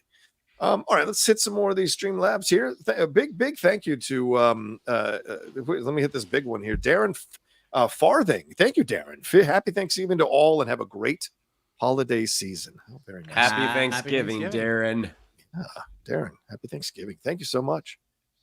Francisco says, so this is Geekgiving. Geeksgiving? What is your favorite Thanksgiving special from the comics and or your favorite Thanksgiving episode from a TV show? Have a great and happy Thanksgiving, Geek Buddies. All right, go ahead, Mike. Friends episode where Rachel makes the trifle. Hands down. Like the episode where Rachel makes the shepherd's pie trifle and everyone has to eat it, which is also the episode where Monica's parents think that Chandler is a pothead because Ross didn't tell his parents that he smoked pot. And then everybody came out with all of their lies. And Monica was like, Ross got married and divorced again. And then Joey's eating the shepherd's pie and he's like, meat, good. Beet, like whipped cream, good. Jelly, good. It is. I every year watch that Friends Thanksgiving episode, and it never fails to deliver. I'm gonna watch this tonight when we finish Geek Buddies. I'm gonna go put it on right now. Okay. All right, Shannon, do you have a favorite Thanksgiving episode or Thanksgiving comic? I mean, it's also Friends. Oh, okay. I do really love that one, but it's the one where Joey has to eat an entire turkey by himself. And he says that he's got the meat sweats and he goes and he puts, I think, Phoebe's pregnancy pants on to give him more room. It's so silly. I have like a favorite comic book New Year's issue. Okay. I have a favorite Christmas issue. I can't really think off the top of my head of a really great comic Thanksgiving issue, but I will say I just did this the other night. I had two of our buddies, Tony and Paul, and I went over to Blue and Saryu's house, and we all watched, because Paul and Tony had never seen it. We watched Home for the Holidays. Oh yeah, directed by Jodie Foster, starring Holly Hunter, Robert Downey Jr., Dylan McDermott, Anne Bancroft, Charles Durning. Like, it's just a stacked cast, and it's about Holly Hunter as a 40-year-old woman going home for the weekend to her family, stay with her parents for Thanksgiving. And it is one of my favorite holiday movies. And so we kicked off holiday movie season by going over there and watching it. And if you haven't seen it, watch it this weekend, because it's not a Christmas movie. It's a Thanksgiving movie, and it's really funny, but it's also really sad. And it's also the most realistic version of what it's like to go home and be with your family for a weekend, in all of the good ways and all of the rough ways. So Home for the Holidays, high recommend. Do it this weekend. There you go. For me, I have two. The first one is for those of you who are 40 and older, and that is the WKRP in Cincinnati Thanksgiving episode, where Les Nessman is commentating because the owner of the station thinks that turkeys can fly. And so in honor of Thanksgiving, he brings a bunch of turkeys into the helicopter and starts throwing them out of the helicopter for them to fly. And they just careen down to the earth. Now, you don't see the turkeys dying or anything like that, but Les Nessman, who is commentating as the newsman, he's talking about it like it's the Hindenburg, and it is just genius how he's commentating on how these turkeys are falling to their deaths. And then later, when the station owner and I think Herb Tarlick come back to the station, they are just like traumatized by having accidentally killed these birds because they didn't know that they couldn't fly. I think that's a great one. And I'll throw one out here that I recently rewatched again because I hadn't seen it in forever. And I'd forgotten about it. The current season of Frasier has gotten so good. It is such a fun watch. Really? Yes. Because you hated it. You hated it in the beginning. First two episodes were not my cup of tea. I stuck with it though. And it is really a lot of fun every week. They just had Bebe Neuwirth come back as Lilith in this previous episode, which was fantastic. And it reminded me of the Thanksgiving episode when Lilith is charged with making Thanksgiving dinner. It is genius. The bombs that are being leveled at everybody throughout that whole episode is fantastic. So that's one of my favorite Thanksgiving Day episodes as well. But I do have the Friends one when they get into the football game. That's a great episode. The Geller Cup. Oh, the Geller Cup. Man, I'm not the biggest Friends fan, but that episode, I know that episode, sibling rivalry and all that. Tastes like feet. Francisco Lopez says, did you guys play and watch Marvel Spider-Man 2 game? If so, what do you think? I think the story is one of the best Spidey stories yet, and the game is great. I bought it last week. I have not played it yet. My brother, Yuri Lowenthal, the voice of Spider-Man. I'm looking forward to playing it. Mike? Shannon McClung can't play it because he gets motion sickness and isn't good at web slinging. That's a shame. Yeah. The one time I tried to play that first Spider-Man game over at Vogel's, Peter Parker had never run more in his life. I tried, guys. I tried, but I'm like, if you just hit this button and swing, and then you release and swing and release, Shannon didn't get it. I've been playing it. I've been playing it slowly because I've been busy with other stuff. But I will 100% agree. I mean, I'm only like 17% into the game, so I'm barely into it. But I am so impressed with the storytelling in this game. Yeah. The fact that like I'm going on this journey and I spent like a nice 5-minute sequence riding a bike behind Harry Osborn as he's just talking to me about like times gone by and remember when we were back in high school, and there's this beautiful music playing. Like Spider-Man 2 is one of the closest things that I think I've gotten to of playing a movie. Yeah. Like you're just in it, and half of the levels you're doing is like all out action, fighting 1,000 people, doing all this awesome Spider-Man stuff. But then you do some really quiet things where you're still interacting with everything. I think it's so super impressive. I can't wait to play it. I really can. I enjoyed the first one. Have you gotten to Mysterio yet, Mikey? Nope.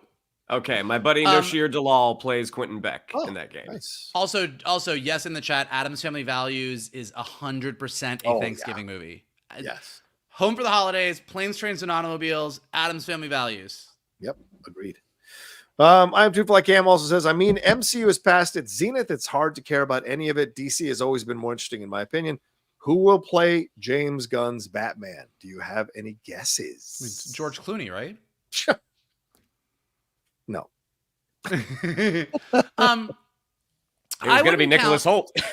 Yeah, right. Yeah. I wouldn't count MCU out. I do think this. No. I do think here's what's going to happen. I will say this. I think MCU is where it's at right now. We've talked about it 1,000 times in the past few weeks on the show. I think DC coming out, if Superman Legacy is great, it's going to spur Marvel on like nothing you've ever seen.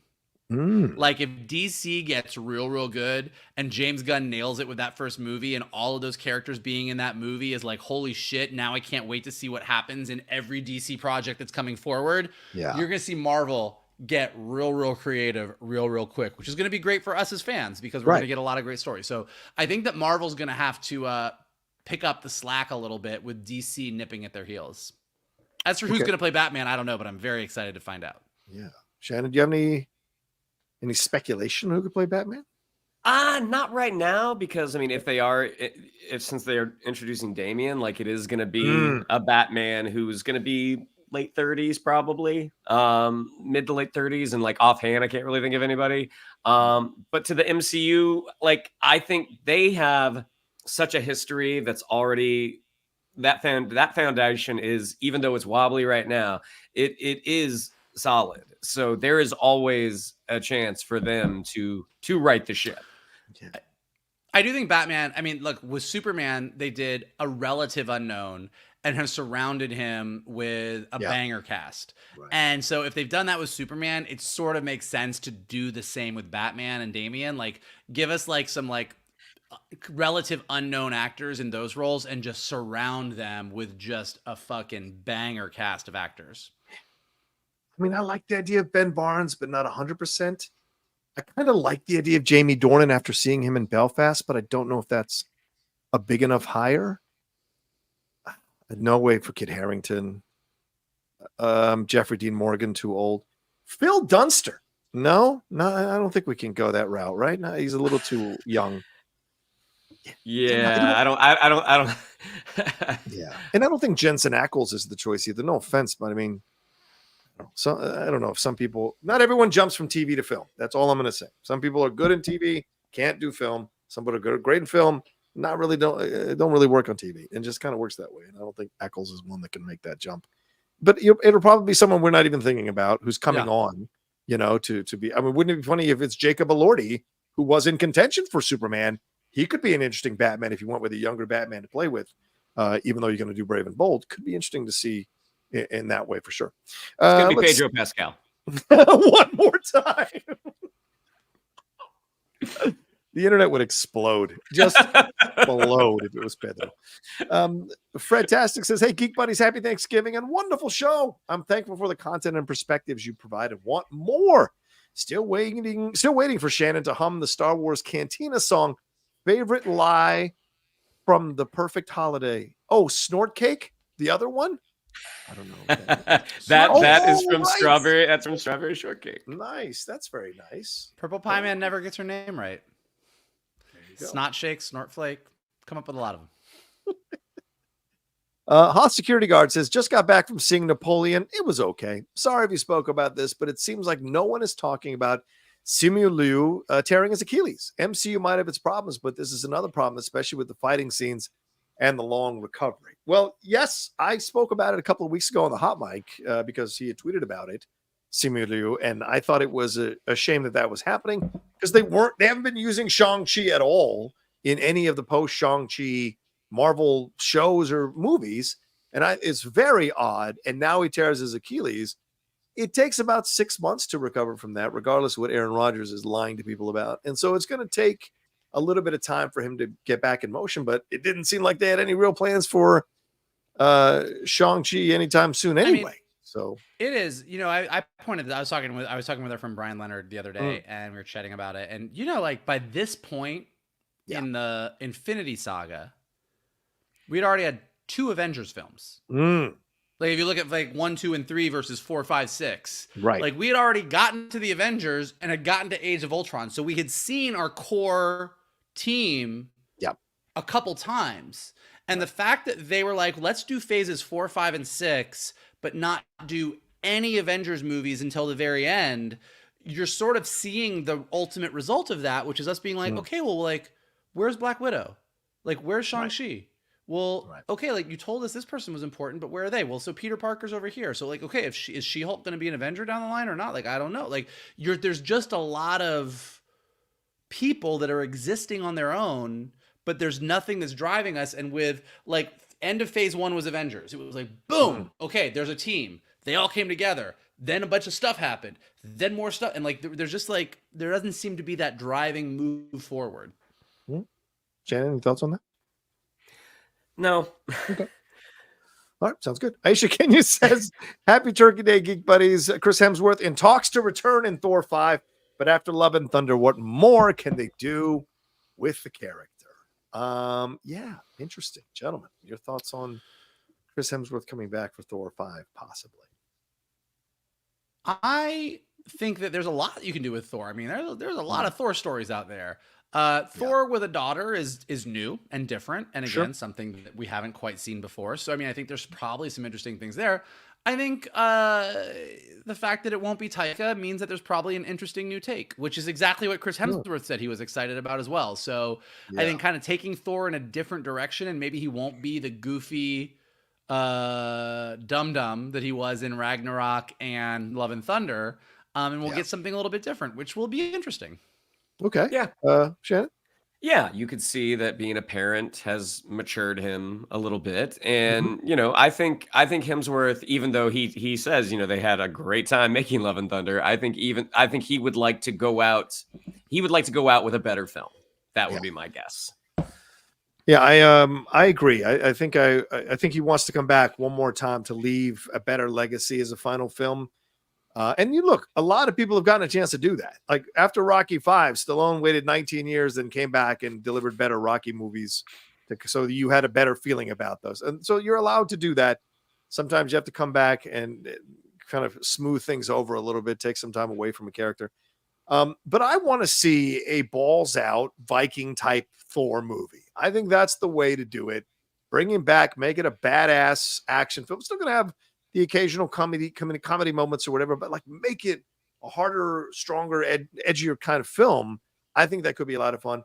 If you throw the daughter into the mix, that could be really interesting too. That conversation about how to be in a certain situation and being a papa bear defending his daughter, that could be a nice element to Thor that could send him down a certain path and have to come to terms with that about how to negotiate. That could be really interesting. As well. Well, let's take a quick break, and then we're going to jump into our final section of the show. And if you wanted to send in a Streamlab or Super Chat, do it now. Sending thanks or whatever before we end the show here. And also, if you haven't subscribed to the channel, we have 450 of you joining us right now. Please subscribe down below and hit that bell button for sure. And subscribe to our podcast feed. Some of you may not know this. We have a separate podcast feed. So if you want to re-listen to anything we talk about, it is all our episodes are up on the podcast feed in case you want to take us with you on Thanksgiving. Let's take a quick break, and we'll be right back right after this. Do do do do do do do do do do do. I wasn't sure what we were talking about. Why didn't you give him the cantina scene? Come on. Somebody literally asked you for the cantina scene. Because Star Wars is in the past. I'm trying to look forward. Ooh, listen to him. Listen to him, ladies and gentlemen. All right, I'm gonna do quick things, and I want to get quick thoughts. Gentlemen, Muppets Mayhem canceled after one season of Disney Plus. Thoughts? You guys loved that show. Terrible, Dumb. Terrible decision. What a great series. Go back and watch it. It is so much fun. Muppets Mayhem is A+ Muppets across the board. All right. Peter Cullen, Optimus Prime there in our worlds and in our lives is going to receive a Lifetime Achievement Award. Your thoughts on this? Does anyone else deserve it more than Peter Cullen? This is coming from the National Academy of Television Arts and Sciences. I mean, look, the man raised an entire generation of latchkey kids with his voice. You came home from school and you listen to Peter Cullen. As a voiceover artist and an actor, he's done so much. He's been so influential. Obviously, Optimus Prime as the thing that probably is the most near and dear to him and something that most of us recognize him as. But he's done so much more than that. And he's the sweetest man in the world. Absolutely deserves it. Shannon, your thoughts? Yeah, I mean, just the journey he went on just with the character of Optimus Prime, starring in this cartoon in the 80s, being in these huge movies. I mean, that man's had an incredible career. Yeah, for sure. A little bit of a swerve here. This is a story real quick. Melissa Barrera. I don't know if you guys have seen the most recent Scream films. She was let go by Spyglass Entertainment from Scream 7 and Paramount as well from Scream 7 because of some tweets that she posted surrounding the Israel-Hamas conflict. Susan Sarandon was dropped from UTA today, and Tom Cruise's agent was demoted as well. And Tom Cruise came out and defended went to the agency and defended his agent and said he's not leaving her. So some strong ways. A lot of people are comparing this to the Gina Carano situation. These are two different things, right? Or am I off on this? What do you guys think? And we're not going to get deep into this, by the way. Just want initial thoughts, and then we're moving on. So yeah, I think that Israel and Palestine is probably one of the most complicated issues in international politics. Yeah. And it doesn't necessarily I think the issue that everyone's having right now is, I think in most issues that we have, whether that be racism, women's rights, gay rights, trans rights, I just go down the list, there tends to be the red state Republican opinion and the blue state Democrat opinion. Yeah. With Israel and Palestine, it flip-flops and it's all over the place. It's all very, very different. And so we're dealing with this thing where all of a sudden people who tend to agree a lot are finding themselves in positions where they disagree. And it is a hugely complicated issue. It's a hugely personal issue for a lot of people, given their culture, given their religion, given their heritage. And I don't know that people being penalized for having very strong opinions about the most complicated political issue of our time is fair. Okay. That's very well said, Michael. I don't think I can add more to that. Shannon, anything you want to add on this one? Or are you sitting out on this one? Pass. Yeah. What's that SNL skit? Will Ferrell as George W. Bush. All right. This came over the wire, which was a great little video today. Ralph Macchio and Jackie Chan are coming together for a new Karate Kid film. This is a multiverse situation because obviously Macchio was under Mr. Miyagi. That was Pat Morita. This is Jackie Chan as Miyagi from the Jaden Smith Karate Kid, but they are launching a worldwide search for a new Karate Kid, and Jonathan Entwistle is directing this untitled feature that will continue the mythology of the original franchise. It was a really fun 45-second video that they dropped today, him and Jackie Chan. Gentlemen, your thoughts on this? Do we need this? Do we want this? Does this make you happy? Okay. Ralph Macchio is so tied to the Karate Kid franchise, and Jackie Chan did one film. So the idea that, to me, it's not like two actors who've been a part of a franchise finally coming together. To me, it's not that big a deal. The fact that they are looking for a new Karate Kid and somehow Ralph Macchio is going to meet Jackie Chan's character from the other Karate Kid movie, I'm like, okay, sure. I watched the last season of Cobra Kai too, which I thought was bad. Yeah, it was not good. So hopefully it's better than that. Okay. Your thoughts, Mikey? Do you like this idea or do you not like this idea? I'm fucking in. Let's do it. Like it is like, look, it's like a weird team up in the 80s that made no sense. It's like, hey guys, He-Man and the Ninja Turtles are gonna fight Shredder and Megatron. And I'd be like, tell me more. It doesn't need to make sense. I'm good. Let's do it. Oh yeah, I like this idea just tentatively to see where it goes. Because I agree with Shannon. I did not like that last season of Karate Kid. That's why I didn't review it. That's why I didn't talk about it. Because I like that series so much. And I just don't want to denigrate it. It just went way into strange directions. And I thought it was going to be an awesome season. And the fact that it didn't was super disappointing on so many levels for me personally. This I tweeted this out and with the gif of Steve Carell yelling no. John Hamm was asked about playing Dr. Doom, and he said that I hope I get a chance. Now, I would dismiss this initially, but because he's too old, but Pedro is 48 and he's 52.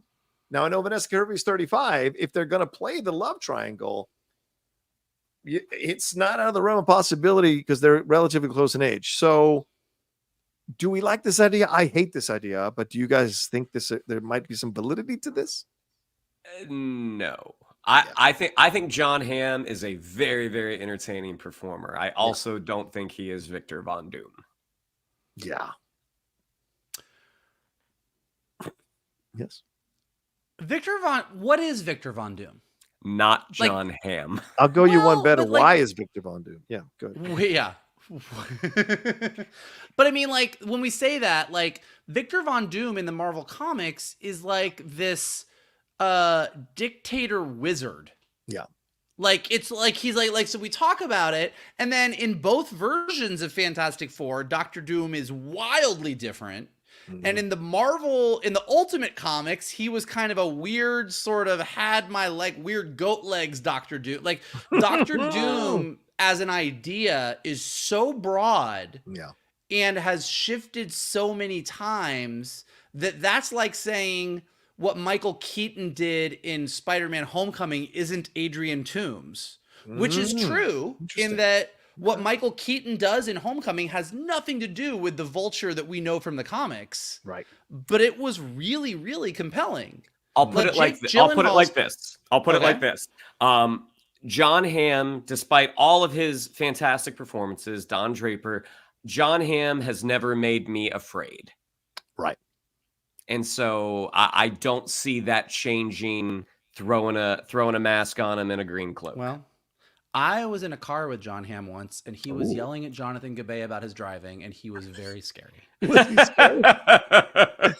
Look, I liked him in Baby Driver. Of course, I loved him in Mad Men, which is a series that I'm waiting to rewatch again because I feel like I want to rewatch Mad Men. No, Watchmen too, but Mad Men again from the beginning.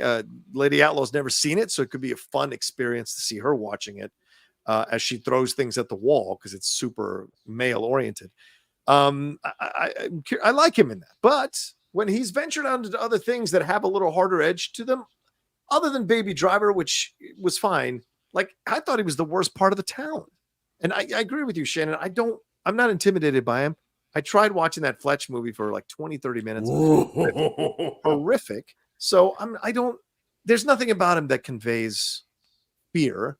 And they fucked this up twice, as you said, Michael, with Toby Kebbell and Julian McMahon, completely wrong for Dr. Doom in both of those situations. And you're going to bring another TV actor to do that again? It just, to me, it just doesn't make sense. It doesn't work for me looking at it overall. All right, we've put this off as long as we can. Shannon McClung, there's a new Aquaman 2 trailer. It dropped an hour. It was a minute and 30 seconds or something like that. I did a reaction for it, which is up on the channel. I got to say, I had a blast with this fucking trailer. I may be stupidly going into this one, and it's going to be a terrible movie, but the trailer gave us more with Black Manta. He steals the baby. It looks like his dad Tamura's going to die here. We've got more with Nicole Kidman. There is nary a sight of Mera, and there's fight sequences, and they unearth this evil from down below. I don't know if this is attached to the trench or not. So what did you think of the most recent trailer for Aquaman 2 here, as we're literally days away from this thing coming out?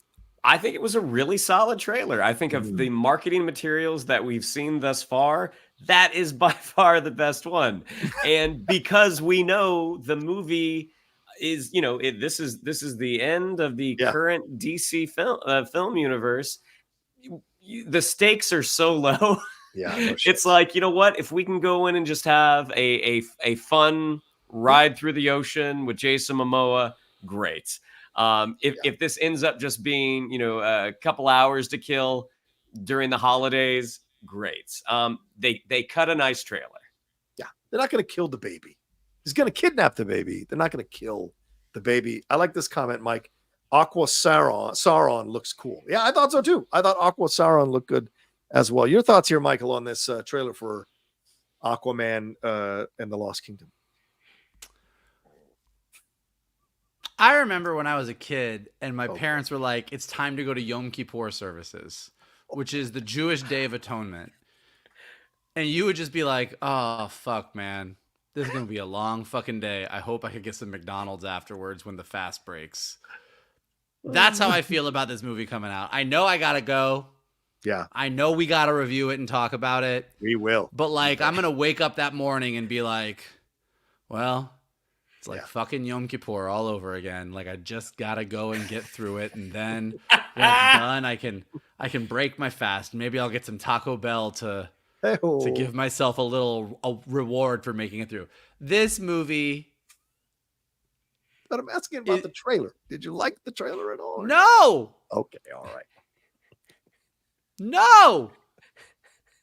You guys. No. Yeah.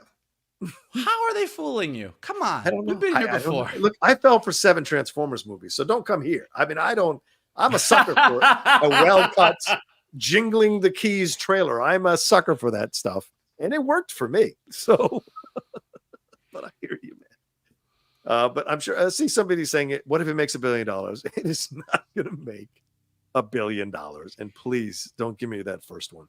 People know this is the end. They're not going to go. The same thing with Dark Phoenix and New Mutants. Once they know it's over and there's no use to it, people don't go. People don't have the time in this world to waste going to see films that have no next installment or no continuation in the story when it's clear they're not going to do it. All right, let's hit some of these Streamlabs and Super Chats and we'll wrap up the show here.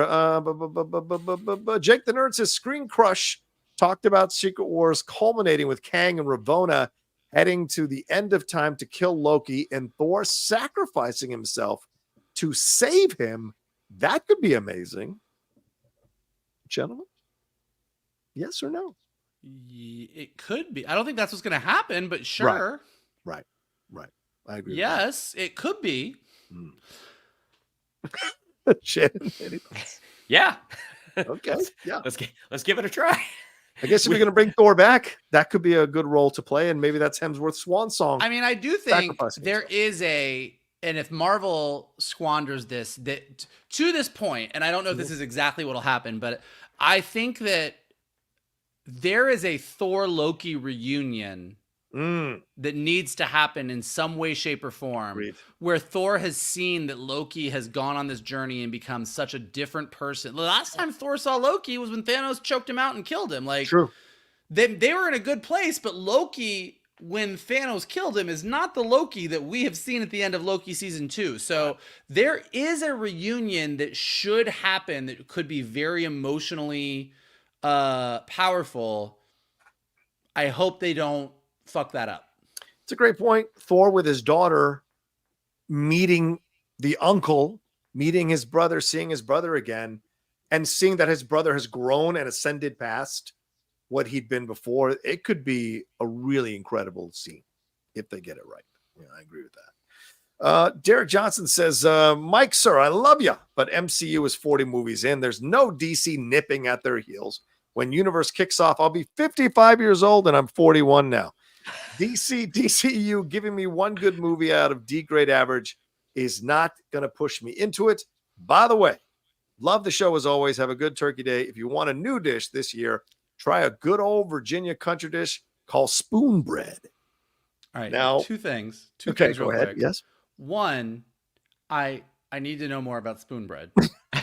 Most importantly, because I am very intrigued. Yes. Two, I have talked to people at Marvel. I've talked to people at DC. What I am saying is not that all of a sudden DC is going to overtake all of Marvel is the biggest movie franchise in history. Like DC's not going to, Superman Legacy isn't going to come out and knock that out. But if you don't think that if Superman Legacy comes out and every single one of us is like, holy fucking shit, James Gunn, I'm so excited. He did this right. Can't wait to see what happens next. Oh my God, have you seen Creature Commandos on HBO Max? It's such a fucking baller show. Like, you don't think that Marvel execs are going to run into work and be like, fuck, man, they're... Yeah. The fans are more excited about them than us. Like, and that's constant. That's happened for 50 years in the comics. Like, DC does some amazing crossover. Marvel goes, fuck, we got to get our shit together. Marvel does Civil War and DC goes, fuck, we got to get our shit together. Like, that's the name of the game. And it's better for us. Like, when it's the same as like DreamWorks having awesome animation and Disney being like, we got to get our shit together, or Pixar being the number one thing. Like, the more studios that are doing awesome things in the genre that we love means that everyone else doing that same genre has to up their game. Fair point. Shannon, your thoughts on this? Spoon bread is cornbread adjacent. I'm curious. Here we go. There it is. Ooh, yeah, no, that looks good. Nope. Yeah, that looks real good. I'm in. Let me take the chat down here. Sorry, the message down. Where is it? Yeah, there you go. That's the spoon. God damn it. Get off. There you go. There's the spoon bread. And apparently you start with 2 boxes of the Jiffy corn mix. And then you mix in some butter, some sour cream, some eggs, some canned corn, and some cream corn. All of that in there. And then, of course, you can make your own cornbread mix if you don't want to use Jiffy with flour, sugar, cornmeal, salt, and baking powder. But you got to use fresh corn. That apparently makes the difference. I grew up in Virginia, and I never knowingly had cornbread. So I mean, so I actually, low key, I think I might be doing this. My mom has a recipe that I'm actually making for Thanksgiving called triple cornbread. Oh, where I'm making cornbread, but I'm adding whole kernel corn and creamed corn and sour cream to it. Holy shit. So does that mean that I'm actually making spoon bread? You might be making spoon bread. Your mom co-opting a recipe and making it her own. Okay, Mike. Okay. Cultural appropriation. But your mom is a great cook, I know. And she just had a birthday, right? So happy birthday to your mom. And she just had a birthday. That's right. All right. A couple more of these, and then we got to roll on out of here because we're already almost at 2 hours. So the rest of us got to get on with our holidays for sure. Where is it? Good God Almighty. Did I lose it? There it is. All right. Louis Barry says, hope Kenneth comes back to direct Thor 5. Yeah, I've seen this start to become a groundswell of people saying that they want Kenneth Branagh to come back and do Thor 5. Okay. You guys. A haunting in Asgard? Yeah. Comes back with his mustache. Look, I mean, I think Kenneth Branagh directed for me at least, a kind of underwhelming Thor film. So even though I respect the poetry of it, that the guy who brings the franchise in is the one who takes it out. It didn't turn out that way. So I would say, like, no. You know, they brought John G. Avildsen back to do Rocky 5 after he did Rocky. Didn't really work out. So, you know, bringing back the old directors to come back in their stomping grounds, not always good. How did that Rise of Skywalker work out after Force Awakens when J.J. Abrams directed? Mike, do you think Branagh should come back? Yeah, if it was the right project, yes, but I'm also happy to see somebody new. I agree. I think Branagh did a nice job. Not a great job, but a nice job. Yeah, nice job. Adequate. Haunted_Autumn said, this is once again for Shannon's musical interludes, Godspeed, Geek Buddies. There you go. Shannon, anything you want to say to Haunted_Autumn there? You know, geniuses are always misunderstood in their time. I'm really glad that Haunted Autumn is here right now to appreciate me. So good. Look, Vogel actually just got on his phone. He's so done with this conversation. Let me check this message while everyone's all up Shannon's butt about his goddamn sing along. One last stream live here from the great Hill Nellums. Hill, dude, I've missed you. So great to see you coming in here on our show. We don't do the wrestling show anymore where I saw you the most, but it's great to have you here on the Geek Buddies. He said, late to the show, have you guys discussed the new season of Invincible at all? Also, if you could, how would you introduce Beta Ray Bill in Thor 5? I want him to show up so badly. Shout to Vogel for his Disney dog sketches on Instagram and Twitter. Happy Thanksgiving. Absolutely. Thank you. Those are great sketches. It's been fun. Wait, what was the first part before? Have you guys discussed the new season of Invincible at all? We did. Shannon hasn't watched it. Yeah. That's what you've missed out on. So everybody's best buddy Shannon Hasn't really caught up on Invincible I yet. feel like that's a shot at Reed. I feel like that's a shot at Reed, but all right, yeah.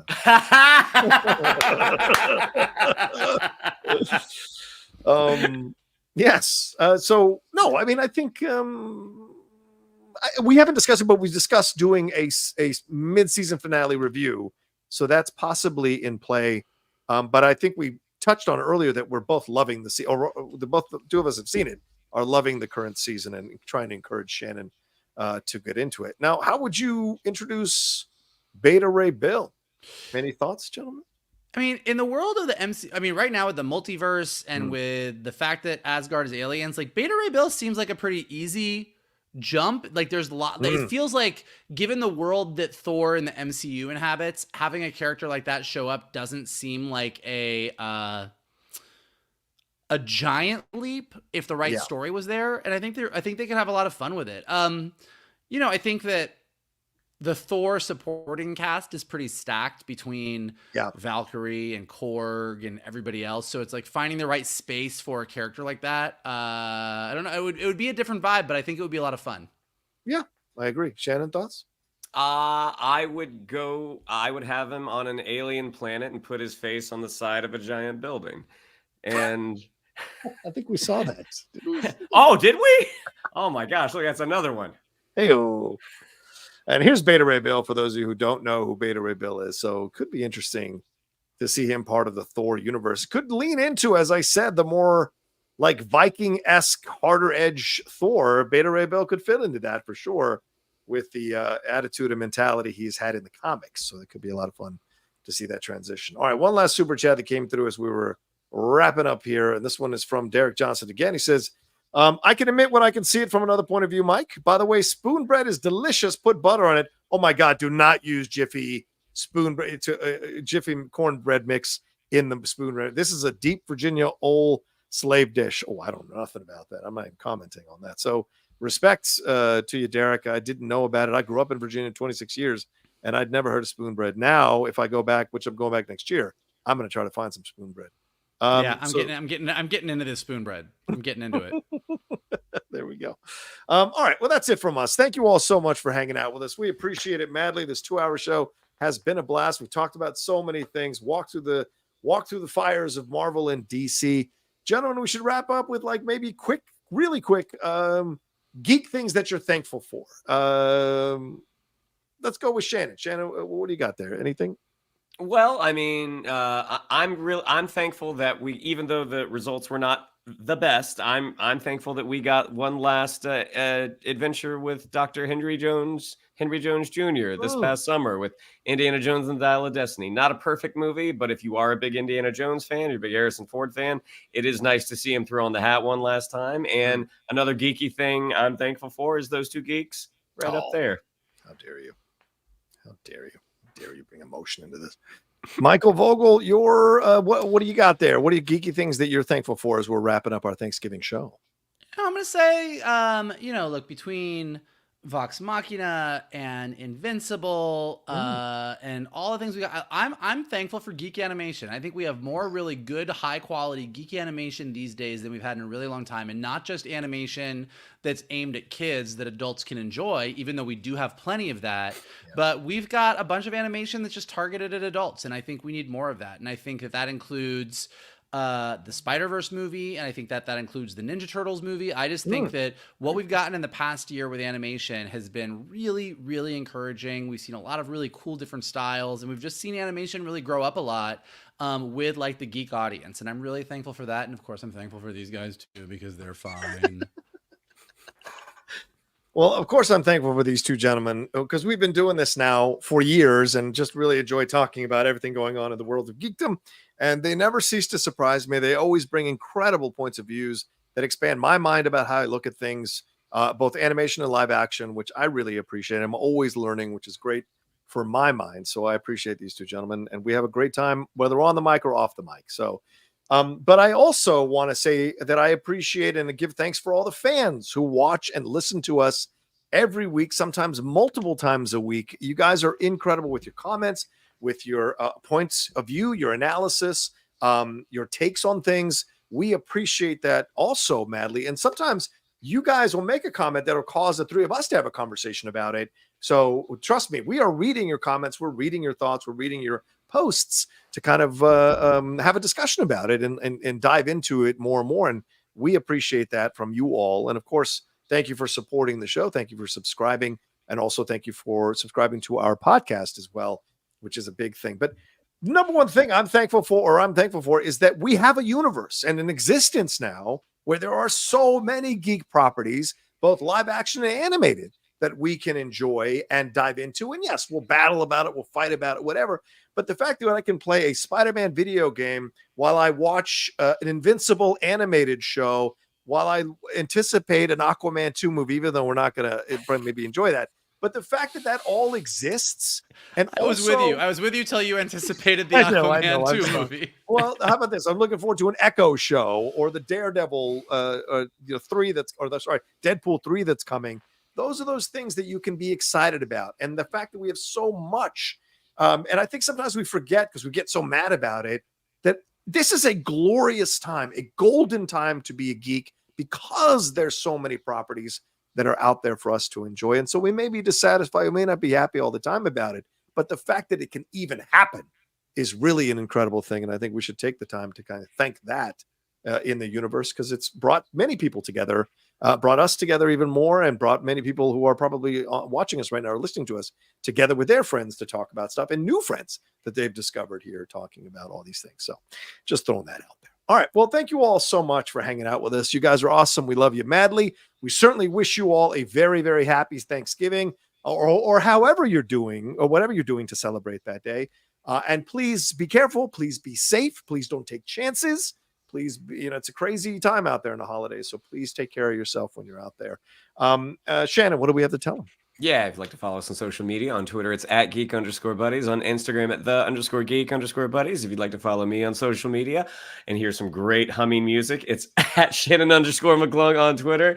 On Instagram, at Shannon the Geek Buddy. If you'd like to follow Mr. Vogel and be one of his best friends too, it's at MKToon. If you want to be thankful for Mr. Rocha and his workhorse-like ability to do all these different shows, it's at The Rocha Says. Fair enough. Thank you, Shannon. Michael. Well, listen, I mean, take some chances this weekend. Like, have some fun. Like, don't, get out there and live your lives. Don't listen to John totally. Like, just don't get in the car inebriated or anything is all I'm saying. I mean, don't drive drunk, but walk somewhere drunk and get into a drunk conversation. Like, that's fine. Unless you're John, because I've seen that happen and it's not great. Beyond all that, you can smash that like button below, subscribe to Johnny's Outlaw Nation page, leave your comments below in the chat. The chat here in the live chat has been great, but leave your comments below. What do you think of all the things happening? What do you think of Star Wars? What do you think of DC? What do you think of Marvel? If you're listening to us on a podcast, go ahead and leave us some comments and stars so we go up in the rankings. Definitely retweet this video to your friends, post it on your socials, send it to your friends and tell them to hang out with your buddies, the Geek Buddies, and most importantly, have an amazing Thanksgiving weekend. Absolutely. This guy. I'm not taking any criticism from Lockjaw Larry over here. All right, let's get on out of here. You guys are the best, and we'll talk to you next time with another brand new episode of the Geek Buddies. Hey!